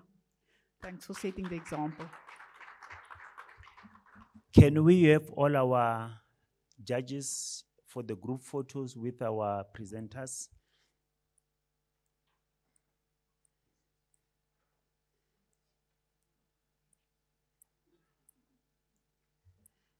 While the colleagues are coming to the front, we are not announcing the winners today because we'll deliberate on the final marks. So at the next college board, the winners will be announced of the different categories and who will participate into the institutional event. And then on the 22nd of September, the Institutional Teaching and Learning Festival will take place. We urge you to also join and click on the link and register so that you attend. It will be an in-person event at Makkelneek. After the photograph, we will hand over to Caes to do the vote of thanks. Thank you.